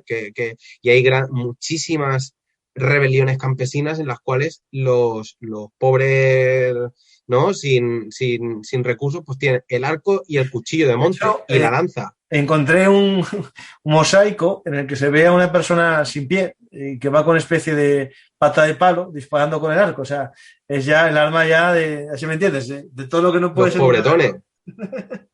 Los pobretones, hay una parte de la guerra de los 100 años, no sé si es a finales del 1300 a inicio del 1400, o por ahí, que hubo una rebelión campesina en Inglaterra increíble. O sea, se montó un conflicto increíble. ¿Y qué era lo que pasaba? Que los nobles se las veían y se los deseaban para formar ejércitos. Porque claro, como ya no reclutaban a sus levas, porque las levas están precisamente sublevadas, pues se la veían y se las deseaban. En cambio, los líderes campesinos chasqueaban los dedos y se encontraban con 5.000 arqueros con los bows de 100 libras, que la mayoría eran veteranos de la guerra, o eran de estos que se entrenaban los dominguitos, pero que se habían tirado con arco, que tenían el arco, el cuchillo de monte y la lanza. Y te montaban un ejército en cero coma, que luego serían más o menos disciplinados, que luego tendríamos... Pero el caso es que eran tíos que a los que había que tener respeto, ¿sabes? Porque No, te la montaban. es que lo que acabas de comentar ahora, porque hay un oyente que pregunta algo parecido, ¿no? Porque dice que, claro está, porque la iglesia prohibió la ballesta porque era demócrata. Es decir, cualquier pobre diablo podía matar con una ballesta, no así con un arco o con una espada, ¿no? Es decir, sí, bueno, es cierto, en Inglaterra podía cualquier pobre diablo con un arco porque se entrenaba como arma, ¿no? En lo que hablábamos esos domingos, ¿no? Esos días de milicia, ¿no? Al uso del arco, pero tiene razón Leonidas Leida, bueno, que ya sé quién es uno de los colaboradores del blog, muy habitual. Y es cierto, es decir, la ballesta cualquiera lo puede coger, en poco tiempo sabe manejarla y nadie se va a enfrentar a él. Y si tienes un pueblo entero... Bueno, lo único bueno que tiene Leónidas en el caso este de la ballesta es el hecho, Ismael, a ver si me lo puedes también tú ratificar, es que la ballesta no es tan fácil de hacer a lo mejor con un arco simple. Es decir, una ballesta lleva un proceso artesanal.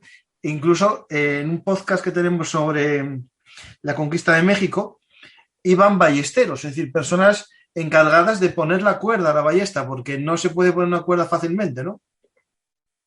Sí, pero es como todo, es lo que ocurre a partir del siglo XIII, en el cual pues hay como una cierta revolución armamentística en Europa, en la cual pues las protecciones se mejoran, es más accesible tener una espada, se inventan incluso variantes de la espada como puede ser el Messer, aquí conocido como en Cataluña como el Cultell, en el Bracamarte, ¿vale? En castellano, bueno, pues una serie de armas que en fin, te complican la vida a la hora de combatir. Ya no es como antiguamente que era o lanza con cuchillo y escudo, o lanza con espada, o escudo con espada, no, ahora hay más variedad en la panoplia y eso también llega al mundo del arco y la ballesta, en el cual pues los procesos se simplifican y se aumenta la cantidad de la producción. Entonces la ballesta, pues quizá en el año 900 pues era carísima, en el año 1250 pues ya no tanto, ¿vale? Porque ha habido pues este aumento de la producción y bueno, pues es más accesible. No sé si te he respondido. Sí, más o menos está respondido, sí. No hay ninguna. Y sobre todo por la facilidad del uso, ¿no? Después, cuando hablamos de técnicas, ¿no? Es decir, cuando hablas de la forma de disparar con el arco, hay muchas técnicas. A todos los que no somos expertos me parece, yo cojo la flecha y la tiro, ¿no? Claro. Hay muchas formas distintas. ¿Había alguna característica de la península ibérica o entiendo que por influencia andalusí la mayor parte del arco se tiraba al modo islámico, es decir, el modo mejor oriental? Sí, son las técnicas, responden al contexto. Es decir, un arquero que viva en China y un arquero que viva en Helsinki, ¿vale? Si tienen que dispararle a más o menos lo mismo, van a tirar más o menos igual, porque es como una evolución paralela. Pero si tienen que cazar el mismo tipo de bisonte, me lo invento, Sí. pues tendrán que usar arcos más o menos parecidos, flechas más o menos parecidas, ¿vale? Entonces, aquí en la península, el tipo de tiro y las técnicas, vamos, vienen del mundo árabe, que a su vez la cogen del mundo sasánido-romano, ¿vale? Que es, pues, en el siglo VII, ¿vale? Cuando empieza la expansión, y con todo el contacto que tienen previo, ¿eh? Porque los árabes tienen contacto con persas y romanos desde que se instalan ahí estos dos imperios. Así que viene de toda esa zona. Y aquí lo chulo está, que ya lo hablamos el otro día, es el tema de los tratados, ¿vale? Que ya lo comenté, ¿no? Que son estos libros de instrucciones de cómo tirar con arco, ¿vale? Yo utilizo uno del siglo XIV, escrito en Egipto, ¿vale? Es un tratado de época mameluca. Entonces ahí está todo. Básicamente es cuestión de empollárselo y de tener un técnico de tiro con arco que te enseñe como, hola, por ejemplo, yo me dedico a hacer eso, a enseñar a tirar como a estilo árabe, y ahí te lo recoge. Entonces, la técnica básicamente que se utiliza aquí en la península es la del pulgar, ¿vale? Se coge el arco, mejor dicho, la cuerda, ¿vale? Con el pulgar. Hay muchos tipos de agarre. Este sería uno, ¿vale? Este es el que yo hago. La mano me queda así, ¿vale? Sí, yo quito, ¿veis? Aquí lo veis desde delante. Luego está, por ejemplo, ¿vale? Está este. Hay muchas variantes, pero la que yo hago es esta, que es la que está pensada para el tiro con diana. También hay, pues, con 3 dedos, una mezcla que es con 3 dedos y pulgar, hay muchísimas técnicas, ¿no? Pero aquí, básicamente, en la península usamos la del mundo árabe, ¿vale? O sea, nos visitan los magiares, que esta gente se cree que usaban una técnica que era mixta, pero bueno, como apenas están aquí unos años, que saquean Lleida y se quedan por Cataluña haciendo sus correas, pero luego se vuelven, no cuaja su técnica de tiro, ¿no? La técnica eslava, que está incluso recogida en el tratado que yo he leído y que yo utilizo. Entonces, bueno, es básicamente técnica de tiro de pulgar, con anillo. Eso es muy importante, lo del anillo, ¿no? Es decir, mucha gente no sabe qué es un anillo, ¿no? Ostras, mira, si me das un segundo voy a por los míos. ¿Me das un segundo? Mientras tanto, voy a hacer un poco de publicidad. Vete a por el anillo y a por una flecha. Publicidad. A todos los que estéis escuchando este podcast o viéndolo, os recuerdo que Bellum Artis tiene una cuenta de micromecenazgo en patreon.com/BellumArtis, en el cual nos podéis invitar a un café o un sándwich para que recuperemos fuerzas y vayamos teniendo mejores medios, ¿no?, para contar estas historias, y también más libros y más posibilidades, ¿no?, de entrar en museos y poco más, porque tampoco esto no es un negocio, pero nos gusta tomar un café de vez en cuando con los invitados cuando vaya a Barcelona o cuando vaya a Valencia, que está uno de los colaboradores viendo ahora mismo este programa en Facebook, porque también recuerdo a todos los miles, ¿no?, porque ya son más de 8.000 seguidores en iVoox, que ahora tenemos un formato en vídeo en YouTube, que es donde os recomiendo a todos seguirnos, tanto a los que estéis en Facebook viéndolo ahora mismo, como a los que lo escuchéis en iVoox o en iTunes o en Google Podcast, en el que iremos colgando vídeos de los podcasts mientras los vamos grabando, vamos interactuando, en este caso Ismael y yo, vamos poniendo imágenes que acompañan y enriquecen un poco el programa, y también otros vídeos que iré subiendo a lo largo del tiempo con ideas distintas. Por lo tanto, os pido a todos que os suscribáis al canal de Bellum Artis en YouTube. Y ahora ya volvió Ismael con su anillo de poder, y nos lo va a enseñar. Un anillo de arquero. Aquí hay el gran debate. Anillo de cuero, anillo, en este caso, de cobre, ¿vale? El anillo duro y el anillo blando. Aquí, espera que me los quito, que lo veis. Estos son los dos grandes tipos de anillos. Obviamente hay un mogollón de formas, un mogollón de diseños, ¿vale? Los dos grandes materiales son estos, el blando, orgánico, y el duro, inorgánico, ¿vale? Aquí cada parte del mundo los usa de una manera. En el mundo árabe te recomiendan este, el de cuero. Es el más difícil de utilizar, pero tiene una ventaja muy grande. Te da mucho tacto. Fijaos que yo aquí puedo doblar el pulgar, ¿vale? De hecho, este es mi anillo de uso habitual. Ya veis cómo está el pobrecito de sobao, ¿vale? Sí, se nota el color.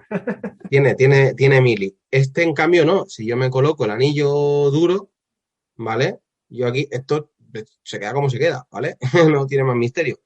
Entonces, el de cuero es más difícil de utilizar que este. Pero ¿qué es lo que pasa? Que se han conservado más anillos sólidos que orgánicos. O sea, bueno, es lógico, como todo. Sí, orgánicos entonces, eso en un principio lleva a la conclusión de, aquí se usaba siempre anillo duro. No, colega, es que esto aguanta mejor. Sí. Lo que viene a ser un entierro que esto, ¿vale? Entonces, en el mundo árabe siempre se primaba el de cuero. En el mundo más China, Oriente, lejano Oriente, pues se usa normalmente más este. En el caso de los mongoles, a mí me gustaría saberlo, porque yo no creo que la gente de la estepa estuviera siempre haciendo anillo de este. Yo creo que es mucho más fácil para ellos hacer de cuero. Hombre, Fijaos en un... Dime. Que conociendo un poco la idiosincrasia, yo creo que les quedaba más el cuero. Sí, seguro. Claro. Entonces, fijaos en un detalle que este anillo tiene un lacito, ¿no? Así como una colita. ¿Veis aquí esto me lo hizo una amiga, se llama Mary Chill, que es un amor, y que tiene una agilidad que yo no tengo para fabricar cosas, y entonces pues me regala de vez en cuando maravillas como estas. ¿Veis que esto de aquí se mueve? ¿Veis? Lo puedo ajustar, lo puedo mover para aquí, lo puedo mover para allá. Entonces, claro, esto me ajusta el grosor, ¿no? O lo que me aprieta el anillo en el dedo. Eso es importante porque el anillo, depende de la época del año, voy a tener que usar un anillo más gordo o más fino. ¿Por qué? Porque el cuerpo se expande y se contrae de forma natural. Entonces, claro, si yo siempre usara el mismo anillo grueso, habría en verano, mi dedo parecería una morcillita, ¿sabes? Porque estaría ahí aprisionado. En cambio, con este, pues me lo ajusto y mira, pues casi una pijada arquera que me va de coña, no voy a engañar. ¿Esa pijada arquera es invento tuyo o hay algún resto? No, esto es más pijo que andar para adelante. No tiene ningún misterio, pero va muy, muy, muy bien. Y entonces eso, ¿no? Este anillo, veis que si yo pues lo pongo así, ¿veis cómo se queda, ¿no? Y me protege perfectamente y me permite soltar, la suelta así, ¿no? Yo me pongo aquí y la suelta así. La técnica esta se llama el mafruk, según el tratado que yo sigo, hacer el mafruk. Eso quien quiera hacer clase yo ya se lo explico. ¿Y el anillo exactamente para que no te roce el proyectil o para agarrarlo mejor? Las dos cosas. Las dos cosas. Porque, claro, la cuerda hace fricción. En el momento en que yo las tiro, eso duele. Pensad que yo aguanto toda la cuerda en la falange central del pulgar. Ahí ya justo, digamos, en la parte interior del anillo, ¿no? Exacto. En cambio, con ¿veis que tiene una rebabita? Sí. Aquí, pues yo cogería la cuerda con esta rebabita y me haría de gancho. Vale. A mí me gusta más porque tengo tacto. Es que yo noto la cuerda, con el otro no. Con el otro me duele, ¿sabes? Entonces, claro, yo prefiero por ese tacto, pero también es verdad que el tener tacto pues hace que tengas que tener una técnica más pulida. Entonces, y después, otra cosa que preguntan, Alberto, y yo me suena haberlo estudiado en prehistoria, el famoso brazalete arquero, es decir, a ver, yo en prehistoria sé que aparece en algunos yacimientos esa pieza, brazalete de arquero. Exactamente, ¿su uso era habitual o era...? El brazalete hace falta, ¿vale? Cuando tiras con arcos muy potentes y en una situación de estrés, el brazalete hace falta, porque te protege esta parte de aquí, que aquí la flecha, depende cómo, te pega un castañazo que te deja contento, ¿vale? ¿Qué es lo que ocurre? Por el tipo de tiro que yo hago y por un poco de, permitirme la expresión, de chulería, pues yo no tiro con brazalete. De hecho, yo cuando tiro, ahora estoy cogiendo la costumbre de que me arremango y me dejo mi blanco nuclear a la vista. ¿Por qué? Porque yo, por la técnica que hago, me disparo sin brazalete porque me protejo con mi propia habilidad, por así decirlo, ¿vale? Entonces, yo sé que si hago bien la técnica no me voy a dar. Entonces, me dejo esto a sabiendas desprotegido, porque es una manera que yo tengo de decirme, haz bien la técnica, colega. Haz bien la técnica. Y entonces, pero esto lo hago yo, ¿por qué? Porque yo disparo tranquilamente en mis ratos libres. No estás disparando a caballo. Ni a caballo, ni en mitad de un tomate ahí de... ¿Vale? Entonces, bueno, yo lo hago porque disparo tranquilamente, pero cuando tú estás en una situación y con un arco de 80, 90 libras, pues sí, lleva brazalete porque te va a hacer falta. Y aparte del brazalete, pregunta una especie de callera. No sé a qué se refiere, si será una especie de muñequera, no, una callera, no sé. ¿Te A suena a ver, ti? yo tengo esto de aquí, que esto yo ahora ya no me lo pongo, pero esto me lo ponía yo aquí en el pulgar aquí. Yo soy zurdo de vista, diestro de mano, pero zurdo de vista. Entonces yo agarro el arco con la zurda, ¿vale? Porque el ojo que manda es el que te indica con qué mano vas a disparar, ¿vale? Para llevarte la flecha lo más cerca posible del ojo bueno, ¿vale? Y entonces yo me cojo el arco, ¿veis? Con la diestra. Y entonces me queda esto, ¿veis? Esta pequeña protección que es de piel de raya, me queda pues en la empuñadura, en árabe, maten, en inglés, arrow pass, el sitio donde pasa la flecha, que el día estaban finos los ingleses. Y entonces a mí la flecha pues pasa por aquí y tengo esta protección. ¡Ah, qué bonito! Yo ya no lo uso, pero bueno, es muy chulo, es de piel de raya, mola un montón. Pero quizá el compañero se refiere al Siper o Magra, que es una herramienta que te permite disparar flechas muy pequeñitas muy lejos, ¿vale? Y eso sirve para hacer tiro al vuelo, que es a ver quién la envía más lejos.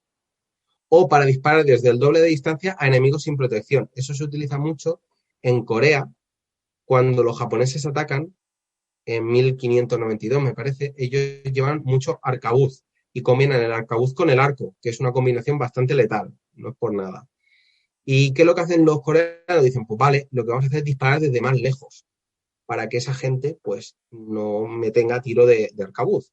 Y para eso pues utilizan una herramienta, en turco se llama siper o magra, en coreano ahora mismo no recuerdo la palabra, y lo que me permite es tiro. Si mi flecha mide como mi brazo de norma, pues la flecha es la mitad, ¿vale? Y utilizo esta herramienta que es como una caña vacía. Sí. Sé cuál es, sí. ¿Vale? Entonces, pues te mando una flecha muy ligera, con un arco muy potente, y te disparo igual desde 100 metros y llegan sin ningún problema y con una capacidad de penetración increíble. Y eso lo hacían para tener a raya los arcabuceros, ¿vale?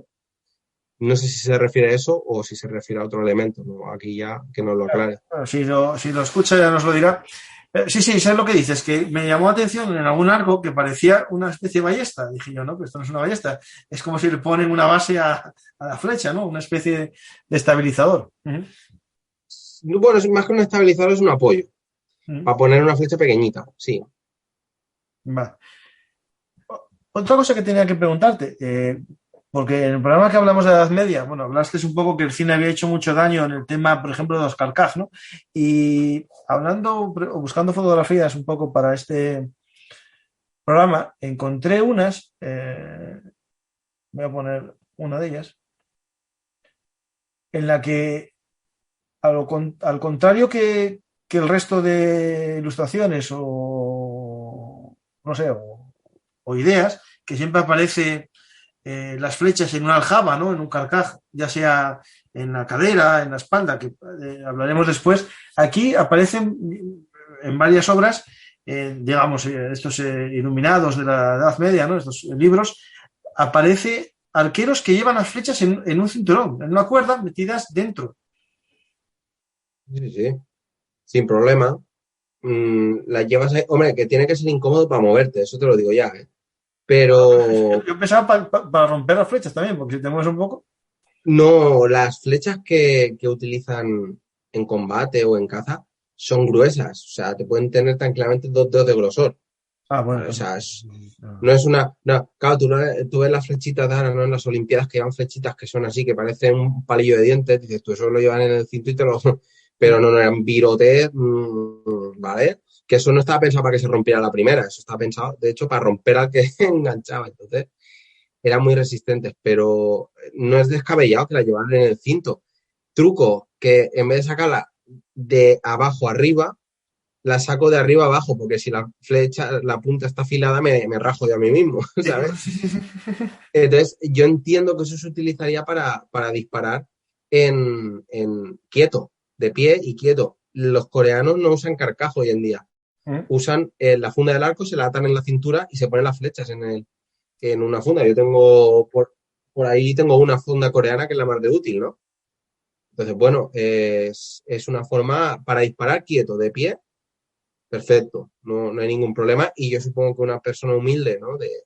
De clase baja que no se podía pagar un mazacote de cuero, pues bueno, se la ponía al cinto y ni tan mal, con eso hacía el apaño. Ahora tengo una imagen, la puedes ver, es de Hastings, ¿no? Del tapiz de Hastings. Y hay arqueros, ¿no? Arqueros, unos de ellos van con cota de malla, que me llama atención, y con un casco con Spangen, con asal, es decir, va muy bien equipado uno de ellos, y los demás ya van un poco equipados ya con ropa que puede ser de uso civil perfectamente, ¿no? Sin un tipo de armadura. Y uno de ellos lleva las flechas, como habíamos hablado en aquello prehistórico, en la mano, lleva 4 flechas en la mano del arco, a la vez que lleva una aljaba, un carcaj en la cintura. Sí, pues podría ser pues, que el hombre las hubiera recogido y las llevara en la mano. Se puede tirar perfectamente con las flechas en la mano, ¿vale? Es incómodo al principio, pero como todo, es acostumbrarse. Entonces, no es descabellado que las llevaran en la mano y en cuantas más flechas mejor, ¿vale? Eso como todo. O quizá, pues, yo no sé qué escena, en qué momento concreto representa esa imagen, pero podría ser un momento de que han recogido flechas del suelo entre asalto y se están volviendo a retaguardia. Teoría sobre el arquero que va mejor armado, podría ser el oficial. De los ¿Quién arqueros. sabe? Sí, también, claro, sí. Perfecto. El oficial arquero, que lo representan de esa manera, con un mejor, igual a efectos prácticos es que lleva unas botas de más calidad que los demás, ¿no? Pero bueno, quizás es la forma de representar al oficial de turno que manda esa compañía de arqueros, no lo sé. Habría que preguntarle a un experto del tema. Sí. Alguna cosina más que se me ocurra así sobre la marcha sobre el arco. Yo creo que las preguntas que te iba a hacer, que te dije yo que te iba a contar, eran estas de... Porque me llamó mucho la atención el hecho que decías tú de llevar a la espalda, ¿no? Pero, por ejemplo, uno de estos que viene aquí lo lleva a la espalda, como lo llevan los indios, en las películas. Sí, es que aquí, ya digo, el carcaj de espalda se usaba, ¿vale? Pero no es ni lo más cómodo ni lo más eficiente, ¿vale? Yo puedo llevar flechas en la espalda, las llevo guardadas y cuando llega el momento las saco y las dejo en el suelo, ¿vale? Sí, Es que mil. Pero vamos, que el 95,9% de carcajes históricos son de cintura. Y es verdad que el 99% de los carcajes de cine son de espalda. Sí, mira, Hollywood que ha hecho muchos años. Entonces, yo sí que hay una cosa que no me quiero dejar de explicar, que es retomando el tema de la ballesta, ¿vale? Porque es que hay un apunte que yo no sé si lo hablé en la otra ocasión, pero que es muy peninsular. Es muy, muy peninsular, que es el del ballestero a caballo. Se usa en otras zonas, ¿eh? En Polonia se utiliza, en mucho el ballestero a caballo, en zonas así del este se usa mucho, pero es también muy peninsular. ¿Por qué? Porque el concepto del arquero a caballo no se pierde, evoluciona hacia la ballesta. Entonces, claro. sobre todo en la frontera con Al-Ándalus, el ballestero a caballo es, vamos, una tropa muy, muy utilizada, porque es barata y muy efectiva para el tipo de guerra que se hace. Entonces, el ballestero a caballo se utiliza muchísimo, ¿vale? ¿Qué pasa? Que en España hoy en día, pues el tema de, por ejemplo, en el fresco de la batalla de la Higueruela, si lo encuentras en un momento, ponlo, porque se ven un mogollón de ballesteros a caballo, ¿vale? La batalla de la Higueruela creo que fue en agosto-septiembre de 1431, ¿vale? En la Vega de Granada. Un mogollón de ballesteros a caballo, o sea, se ven súper bien. ¿Y qué pasa? Que en España el tener una ballesta histórica, no de caza, prácticamente imposible, por una cuestión legal, ¿no? Lo cual es una lástima porque de cara a la experimentación, a la arqueología experimental, pues estaría muy bien pues poder tener pues simuladores de ballestas y ver cómo se utilizaba, porque es que en la península tenían mucha fama los ballesteros. De hecho, cuando los catalanes, por ejemplo, se las ven y se las desean en las vísperas sicilianas y tal, los ballesteros catalanes que le llaman arqueros tenían mucha fama, ¿vale? Aparte de los ballesteros nazaríes, ¿no? Decían que los nazaríes dormían con una ballesta, o sea, los hombres nazaríes dormían con una ballesta en la cama, ¿vale? Porque era un arma muy, muy común. Entonces, sí que quiero poner en valor, ¿no? Que en el momento en que el arco se deja de utilizar de forma más o menos masiva, se sustituye por la ballesta y se sigue utilizando tanto a pie como a caballo, como era el arquero a caballo. ¿Y qué pasa? Que eran ballestas pues más flojitas, ¿no? No tenían tantas libras, igual pasa con el arco, tú tiras con menos libras a caballo, pero era un tipo de soldado muy, muy característico de la península ibérica, ¿vale? Del cual se ha estudiado poquito, no se sabe mucho porque la ballesta no, en España no se puede investigar mucho por una cuestión legal, ¿no? Pero bueno, ponerlo en valor, ¿no? Que era como un arma a distancia con mucha fama y muy utilizada. Entonces, yo quizá mis compañeros y compañeras de la Sociedad Ibérica Arquehistórica se llevan la mano a la cabeza. ¿Qué hace el Ismael defendiendo la ballesta? Pero es que es verdad, a partir de eso, del siglo XIV, es la reina y... ¡Gente, traidor! Claro, pero se usaba muchísimo, ¿no?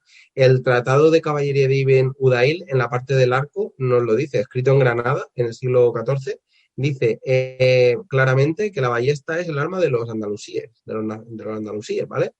Y que si bien el arco se utiliza pues en este contexto más lúdico, es con la ballesta con la que se va a la guerra y a la caza.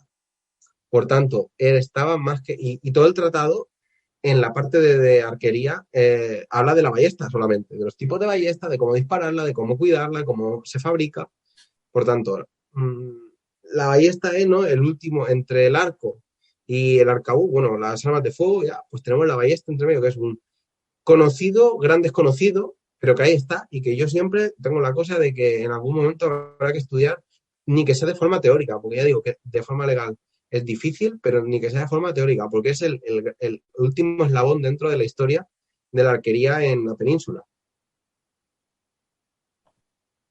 Bueno, aquí, es que estoy buscando, dando vueltas a las imágenes de Gerula, pero yo los ballesteros a caballo no encuentro ballesteros muchos, los de a caballo no. Pero bueno, yo pues ya encontré por ahí, bueno, alguna imagen, pero de esa unidad a caballo no. Pero bueno, sí sé que es habitual porque cuando hablamos de la conquista de México se habló un poco del tema de la figura, ¿no?, del ballestero a caballo. Que bueno, que en aquel caso era más fácil, ¿no?, por la movilidad que te da el caballo, ¿no? En la guerra de baja intensidad, ¿no?, que es la que se producía en la península ibérica.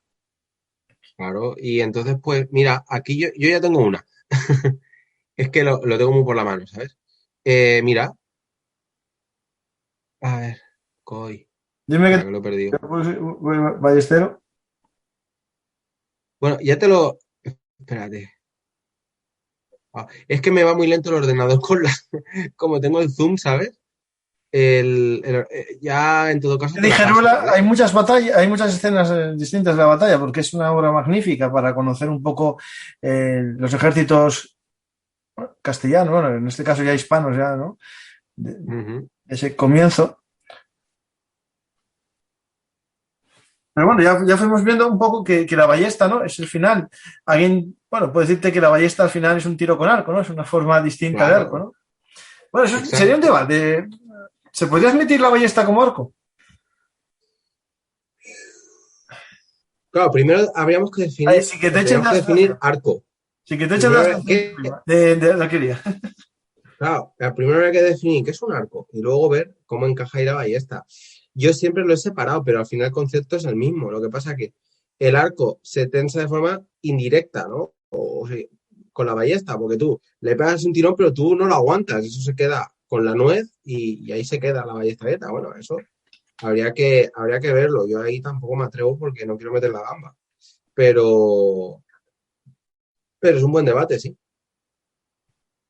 Pues vamos a ir viéndolo. Los siguientes, si alguien quiere saber más sobre las ballestas, que un día podríamos a lo mejor profundizar, Ismael, sobre el tema, les aconsejo leer un artículo que tenemos en el blog de las armas de los conquistadores, las ballestas. Es un artículo de David Nievas en el que, bueno, entramos un poco en profundidad en todas las armas que se usan en la conquista de México. Bueno, lo alargamos a las de América y dedica un artículo a la ballesta, ¿no? Y explica un poquitín la evolución, cómo se pasa de la ballesta de madera a la ballesta reforzada con metal, ¿no? Para ganar más fuerza en el regreso. Al final busca un poco al hacerse de metal lo mismo que habían hecho con el arco compuesto, ¿no? Es decir, lograr más fuerza en el regreso, ¿no? Exacto.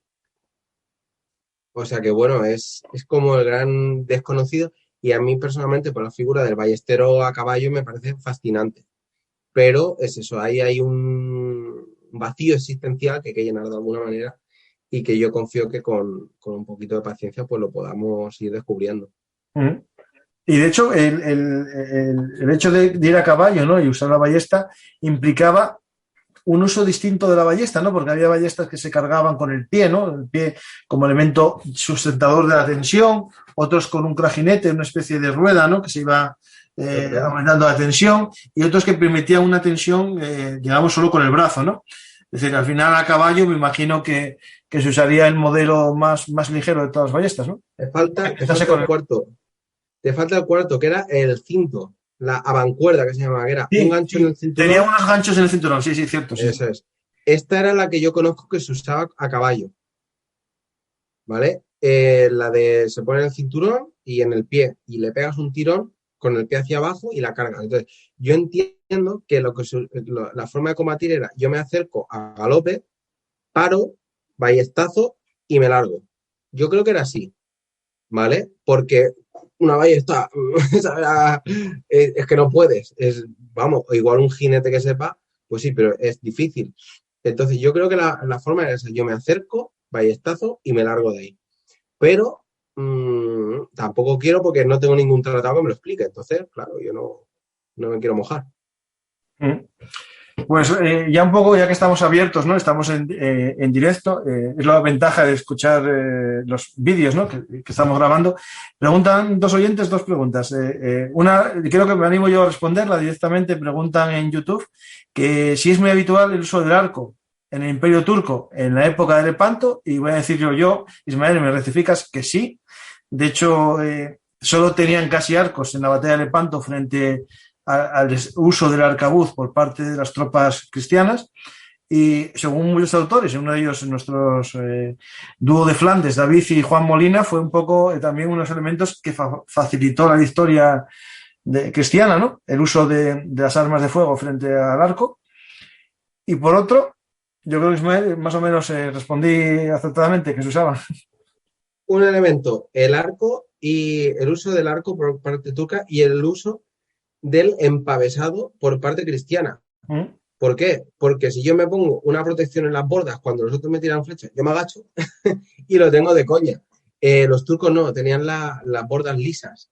Entonces, claro, hay una rociada de arcabuces, malamen ray, ¿no? Pero bueno, también no pensemos que porque tenían unos arcos y otros arcabuces ya... había muchos elementos. Hay más elementos. Claro. Pero bueno, sí, que ahí les jodieron. Dato curioso que Ali Pasha, que era el comandante de la flota turca, murió mientras disparaba flechas. O sea, él combatía con arco, porque era el arma de prestigio, y él murió con su arco en mano. En cambio, Juan de Austria ni de coño hubiera cogido un arco. No, se moría. Incluso ya pongo en duda que cogiese un arcabuz. Ya, exacto. Él tiraba creo que tiraba con espada, con su buena ropera. O sea que... No, ropera no. Ismael, ahí se me va a saltar David y tal. No, la ropera, en esto de los arcos, es como si fuese, así me entiendes, como si acabas de decir que un turco, la ropera es algo que generaliza el cine, y de hecho en términos ropera, eso para los oyentes, ¿no? Es una espada que no existía en su momento, era una arma de vestir. Es decir, sí, pero que en el campo de batalla se nos usaba. Porque... No. Mira, aquí me voy a... Yo soy alumno de la Asociación Española de Esgrima Antigua, ¿vale? Alumno avanzado. Yo no sé ni cómo conseguí ese título, ni cómo pasé ese examen, ¿vale? Y entonces, la que usamos, si bien la esgrima que hacemos es la de Pacheco, ¿vale? Con algún toque de Carranza, ¿no? Pero sobre todo es Pacheco. usamos la ropera ya de la segunda mitad del 17, que es esta, bueno, esta es de decoración, ¿vale? Sí. Que tiene la taza que te cubre entero, ¿vale? La taza completa. No, pero que el término ropera no es militar, Sí, es civil. sí, Es como sí, la bueno, espada anda por Madrid. sí, pero bueno, que en cuanto a morfología, ¿no? Tenía gavilanes, Sí. tenía, ¿vale? Entonces, bueno, era, en fin, un arma, a mí me encanta esa espada, yo no te voy a engañar. A mí esa me parece, claro, no es esta roperita con, así que parece delgadita, no, era una espada No, con, pero entonces mándame una foto y que la analice Juan Molina, que es el armero, maestro sí, armero de sí, Bellon sí. Artis, y nos dirá si es una espada ropera o es una espada de combate. Militar, no, sería militar, Claro, pura y claro. dura, porque esta no era para pasear por las gradas de San Felipe, esa Eso, era para eso. De hecho, atajar turcos. Ismael, te aconsejo leer un artículo que se llama Las espadas de infantería en el siglo de oro, Ujú, en el bien. que se ve un poco a ver si ves la tuya, ¿verdad? Una ropera de taza. Sí. Y luego recuerdo que estaba la de conchas y hostia, la que me gustaba a mí. Es que hace un año que no voy a la sala con el tema del COVID, ¿sabes? Y la tercera, que ahora no Conchas recuerdo. está esta, la Pappenheim alemana, que es de conchas. Ah, la Pappenheim. Y, ¿Cómo y era? Y después, la de lazo, la de eso. lazo, sí. Conchas, taza y lazo. Sí, que son justo las que estoy poniendo ahora mismo de tipo lazo, sí. Ahí, Pero ahí, parecía esa me lo que encanta. diferenciaba la ropera, entre comillas, ¿no? Tal, y esta será más bien el grosor del arma, De la hoja, de la sí, hoja, correcto. y que, bueno, que una estaba hecha para, digamos, para pasearla. Y que si Y tenías otra para que dure. un duelo, pues mira, pues, tenías Pero no algo. estaba para... Pues sí, ¿y cuál era la otra pregunta? Espera, ahora, espera. Estoy intrigado. Las flechas incendiarias. Ah, otro. Siempre sale el tema. ¿Te has fijado? Creo que la otra vez también salió. Sí. La flecha incendiaria es útil, se usaba mucho, pero hay que saber en qué contexto se utiliza. ¿Cuándo puedes usar una flecha incendiaria? Cuando atacas a un castillo, ¿vale? O un pueblo y quieres causar daños para causar una distracción, para dividir las fuerzas enemigas, para lo que sea. Cuando estás muy cabreado con los malos en un combate naval y les quieres arder el barco porque estás muy cabreado, pero normalmente no es lo habitual porque a ti lo que te interesa es abordar el barco y hacer esclavos y quedarte con el botín, ¿no? Y luego revender el barco o lo que sea. O sea, que tampoco lo vas a quemar. O si te están atacando los barcos a tierra, pues les tiras fuego porque te caen mal, ¿vale? Pero no se usaba habitualmente en una batalla a campo abierto. Está muy chulo, ¿vale? La típica imagen ahí que se van tirando flechas de fuego en una peli, ¿no? En la peli esta del rey Arturo, ¿no? Bueno, en fin, los profes de histeria, más de uno ha infartado viendo esa peli, pero bueno, se van tirando flechas de fuego, qué guay, tiro flechas de fuego, y dices, qué Pues guay. yo en el RON Total War eso uso mucho. Bueno.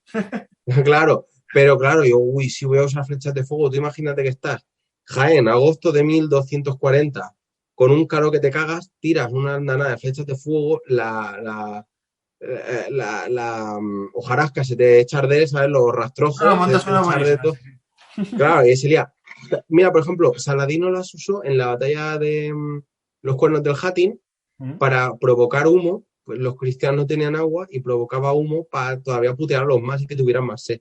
Y lo hacía con flechas de fuego, disparaba unas cuantas, creaba un pequeño incendio, el humo puteaba a los cristianos. Bueno, para eso sí, pero en una batalla naval, pues, bueno, o sea, perdón, en una batalla, pues tú no la acostumbras a usar por aquello de no pelear en un campo de batalla ardiendo, que tampoco mola. O sea, el médico dice que no es buena idea.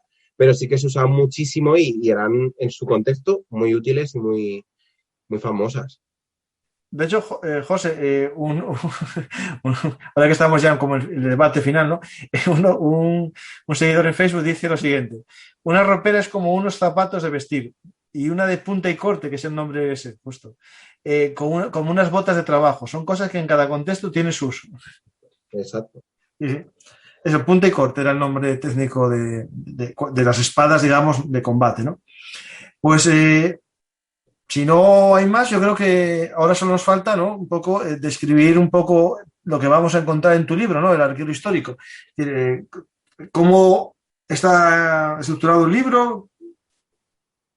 Sí. Lo primero que responde a lo segundo es que el libro lo que busca es ser una introducción, ¿vale? Para, en un lado, las personas que nunca han tirado con arco histórico o con arco en general, y en segundo lugar, para las personas que ya tiran con arco pero no saben de arquería histórica, porque la arquería histórica y la moderna no tienen nada que ver. Entonces, es una introducción, ¿vale? Es una primera lectura para que se tenga una base sobre la cual continuar investigando. Al menos esa es mi intención, humilde intención, ¿vale? Entonces, habiendo en el primer capítulo explicado el concepto de la arquería histórica, de cómo funciona, ¿no? Esto que te digo, de la precisión, del arco, del entrenamiento, etcétera, paso a describir la arquería en Oriente y Occidente, ¿vale? A partir de la Edad del Bronce hasta más o menos pues, el siglo XIX. De forma, obviamente, bastante expeditiva, porque el libro son 200 y pico páginas, 300 casi, entonces tampoco entro en detalle, y luego explicando las principales culturas arqueras, tanto de Oriente como de Occidente, ¿vale? Pues magiares, magiares, húngaros, árabes, mongoles, chinos de distintas épocas, japoneses, turcos, así de memoria, ¿vale? Entonces, a través de estudiar estas culturas más o menos en detalle, inferimos muchos elementos característicos de la arquería histórica. El entrenamiento, el equipo, los requerimientos que tenían que dominar cada arquero, ¿vale? Para entender en concreto, pues, cuál es la idiosincrasia de la arquería histórica. Porque de esa manera, cuando tú estás luego en una línea de tiro, pues sabes a qué atenerte. Y ya con la idea de que la gente pues deje de tirar con arco histórico a diana moderna y siguiendo reglas modernas, porque entonces eso genera una gran frustración. Hay un capitulito también en el que hablamos de la arquería y el folclore, que es interesante, ¿vale? Y al final pues lo que he procurado es que a través de ejemplos reales y con fuentes contrastadas, pues se pueda entender lo que es la arquería histórica, eso. Y con la intención, pues para el que ya tira con arco, pues que sepa lo que es, y para el que nunca ha tirado con arco, pues que lo conozca y tenga pues esa primera lectura para aterrizar este arte. Pero no es un libro en sí técnico, no es un libro de técnicas de arquería, sino de historia del arco. Sí, hablo de técnicas. Sí, bueno, sí, mientras hablo de historia. O sea, lo mezclo todo. A mí me gustaría, si yo tuviera tiempo, a hacer un libro de técnica. Porque es que el gran problema es que en castellano no hay bibliografía, ¿vale? O si la hay, está escondida y yo en 12 años que llevo no la he encontrado, ¿vale? Bueno, pues claro, entonces pasa eso. Yo estoy estudiando para ser técnico deportivo de tiro, especializado en tiro con arco para dar clases. Ahora estoy haciendo las prácticas. Y no hay técnicos en España que sepan. Creo que somos 3 en toda España que sepamos tiro de pulgar. Uno está en Madrid, que le tengo mucho cariño, se llama Fer. Otro chico está en Castilla y León, ¿vale? Y yo estoy en Barcelona. 3 en toda España, que yo sepa. Perdona, ¿y quién te da clase a ti? Pues mira. Es que no, sí. No, espérate. Es que, ¿me entiendes, no? Si son 3, alguien ahora. Esto de aquí. Mira. Este tratado de aquí, y bueno, está al revés, no lo leerás. Vale. Se llama, es de Taibuga, es Essential Archery for Beginners, ¿vale? Arquería esencial o arquería básica para principiantes. Yo soy autodidacta puro y duro. O sea, me he estado muchos años tirando y hablando con gente del extranjero que tiran. Tengo la suerte de hablar inglés y he hablado con arqueros turcos, con arqueros coreanos, con arqueros de Norteamérica que tiran con pulgar y a ensayo y error y a romper flechas una detrás de otra, pues he podido entender esa técnica y por eso la puedo explicar. Y luego también porque he hecho el curso de especializado, ¿no? en ser profesor de tiro con arco y muchos elementos... Es genérico, el que te enseñan las técnicas normales o lo que sea. Vale.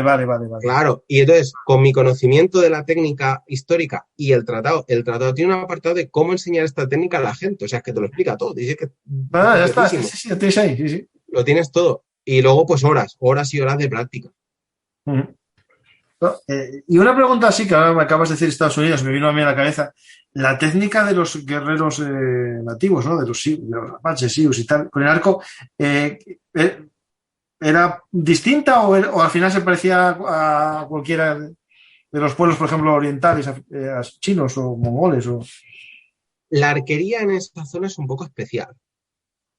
También depende, claro, Estados Unidos, estamos hablando de los nativos norteamericanos, ¿no? Entiendo. Estados Unidos es enorme, tiene zonas que están heladas, zonas que están ardiendo, entonces, claro, así a grosso modo, en los dos extremos, en las dos costas, te encuentras arcos simples o incluso algún arco largo, ¿vale? Un arco de una sola pieza que te mide un arco simple hasta 1,80 m, un arco largo más de 1,80 m, ¿vale? Y es algunos reforzados con tendón, otros sin. En cambio, en la zona de las llanuras, ¿vale? Que son los típicos, los comanches, todos estos, pues usan arcos más cortitos reforzados con tendón. Uh-huh. ¿Vale? Y entonces, en cuanto a técnica de tiro, aquí hay una galaxia increíble. Te encuentras gente que tira con 3 dedos así a la Mediterránea. Te encuentras gente que coge la cuerda así, ¿vale? Con la flecha aquí. Te encuentras gente que tira con pulgar. Te encuentras gente que tira con pulgar, pero con el dedo así. O sea, aquí, ¿sabes? Y seguramente dentro de la misma tribu había uno que tiraba una manera, otro no lo sé. Vale, sí, que no tenían digamos, una escuela, ¿no? Era, digamos, tú aprendes a disparar. Sí, había un mogollón de escuelas. Esa es la cuestión, ¿no? Había un mogollón de escuelas. Si bien, por ejemplo, en el mundo árabe, pues es un poco más uniforme, o en Asia, ¿vale? Es un poco más uniforme, ¿no? Tiran con 2 o 3 técnicas, pues igual en el mundo norteamericano hay, pues, el doble o el triple de técnicas, ¿vale?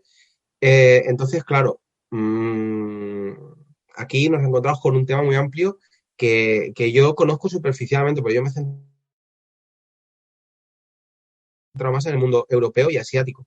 En el mundo norteamericano, que hay estudios muy buenos, que la arquería nativa norteamericana está muy estudiada.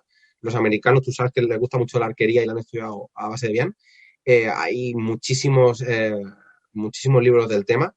Y ya te digo que es una galaxia de tipos de arcos y de tipos de técnicas y todos adaptados a su contexto, ¿eh? O sea, todos adaptados. No es decir, es que aquí es mejor, en el otro es peor. No, está pensado porque si yo tengo que matar un búfalo a flechazos, pues yo me entreno y creo un equipo para matar un búfalo. Si yo tengo que cazar a otro tipo de animal o tengo que hacer la guerra de otra manera, pues me invento otro tipo de equipo. Me tengo que adaptar. No es que uno sea mejor que otro, ¿no? Sino que uno se adapta a un contexto mejor que otro. Pregunta uno de los que está en Facebook, Joelmer García, ¿dónde se puede comprar tu libro? Le pasé el enlace de arcensis.es, ¿no? Exacto, también en Galiarco, ¿vale? Galiarco@galiarco.com.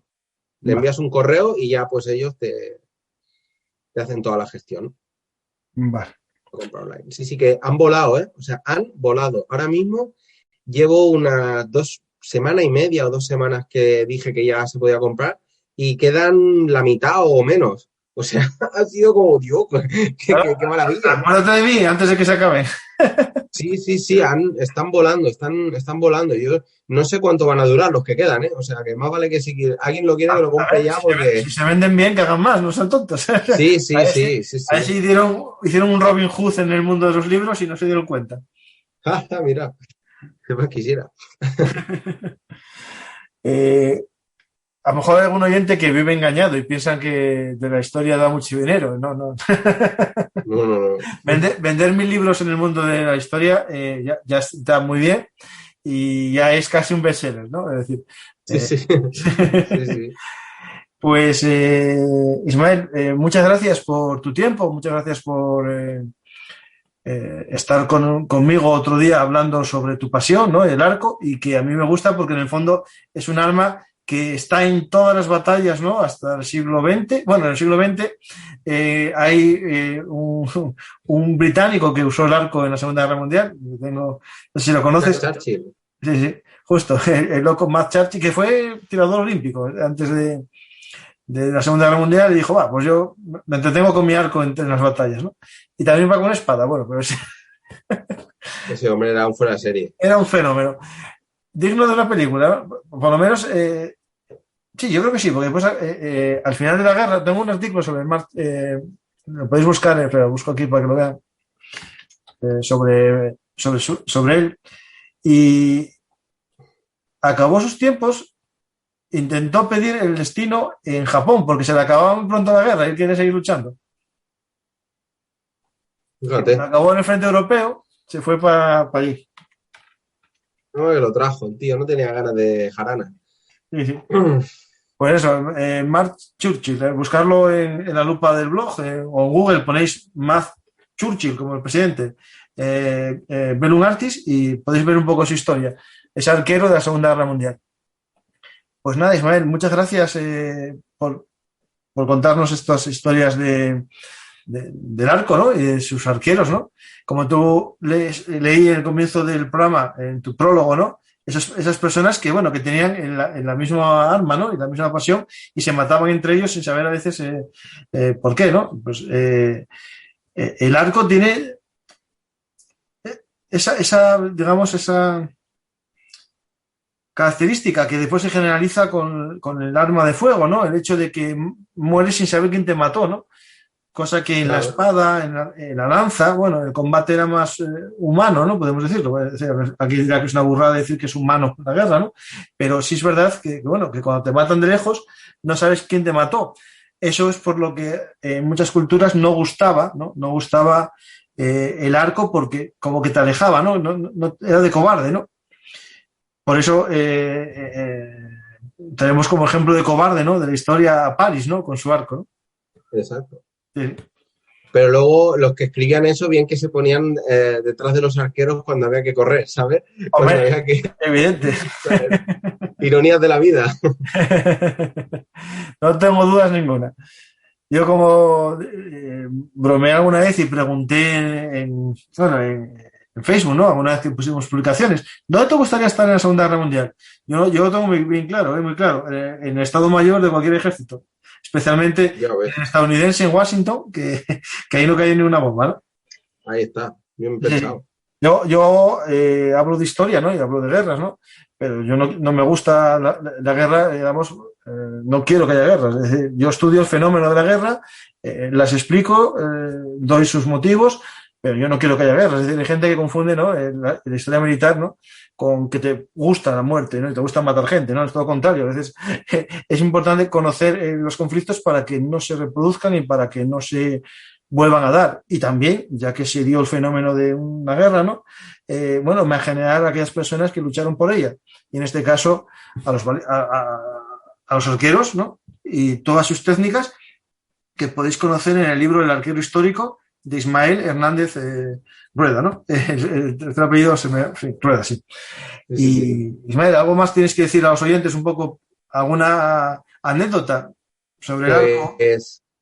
Pues bueno, ¿no? Aparte del libro, pues eso, que estoy dando las clases ahora como técnico en prácticas, en breve si todo va bien, como técnico para enseñar pues el tiro histórico, ahora estoy enseñando el árabe, tengo intención que más adelante también pueda enseñar a tirar con arco largo, ¿vale? Al modo inglés, con un tratado de la época y que tengo muchas ganas pues, de seguir formando. De momento he formado a un arquero histórico, no sé si ahora no se estará viendo, si lo verá luego.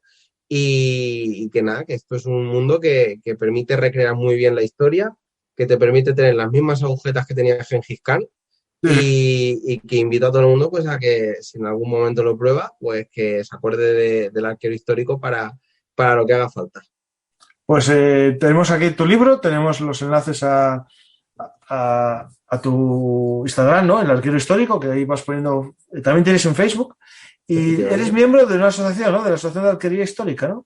Sociedad Ibérica de Arquería Histórica, en la cual precisamente pues estudiamos la arquería en la península ibérica en todas sus épocas. O sea que, vamos, nacimos hace poquito, no hace ni un año, y estamos, lo que pasa, muy fastidiados con el tema del confinamiento porque nos queremos ver ya y queremos tirar todos juntos. Tenemos gente de toda España, de Andalucía a Galicia y de Cataluña a Extremadura, o sea, de los 4 puntos cardinales.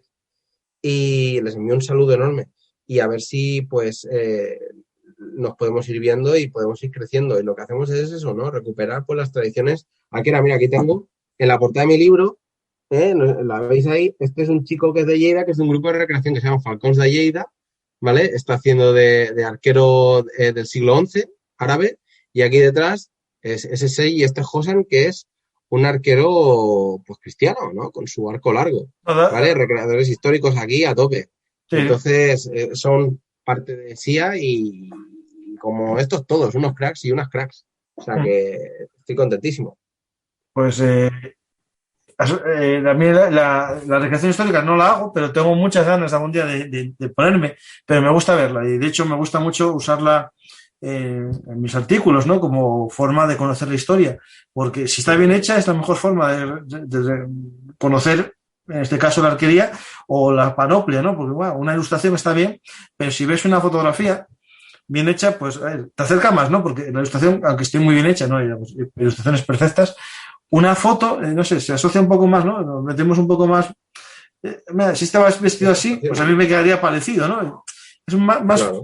de unirte a la historia viendo personas o viendo fotos de creadores que una ilustración. Que eso sí, Ismael, a mí me encantan las ilustraciones históricas. De hecho, cuando creé Bellum Artis, jugué un poco con el nombre. No es Ars Belli, que sería el arte de la guerra, sino guerra de artes, ¿no? Porque mi idea era jugar con ilustraciones históricas, descripción de esas ilustraciones, y por lo tanto jugué un poco con ese juego del arte, ¿no? Del arte militar, ¿no? Del arte de la pintura militar.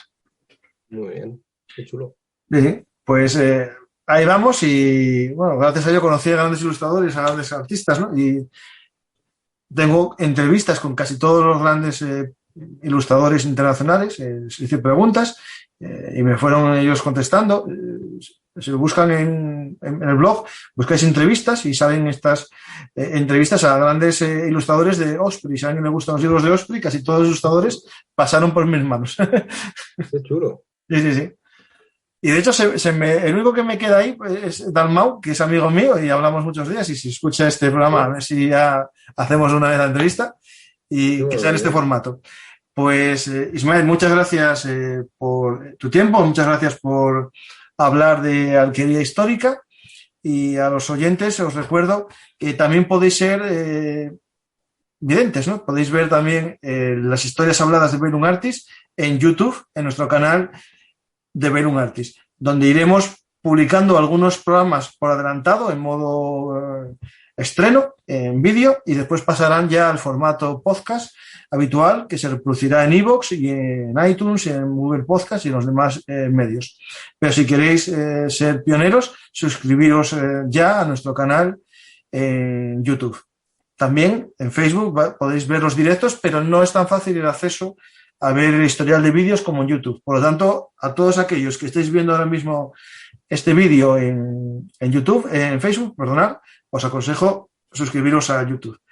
Espero, Ismael, que te guste esta historia y volvamos a hablar, si quieres, un día de los magiares, hunos, mongoles y un poco de la arquería de las estepas, o si quieres del árabe, de batallas en las que participaron los arqueros, sus tácticas y todo lo que tú quieras. Esta es tu casa y ya sabes, vuelve cuando quieras. Estupendo, muchísimas gracias. Te recojo el guante. Sí. Y el anillo, que el anillo, exacto. El anillo para tirar. Y muy bien. Pues, muchas gracias, Ismael. Y ya sabéis, si os ha gustado esta historia hablada de Bellum Artis Podcast, las historias habladas de Bellum Artis, historiamilitar.blogspot.com, podéis invitarnos a un café en nuestro sistema de micromecenazgo en patreon.com/Bellum Artis. Muchas gracias y hasta la próxima historia.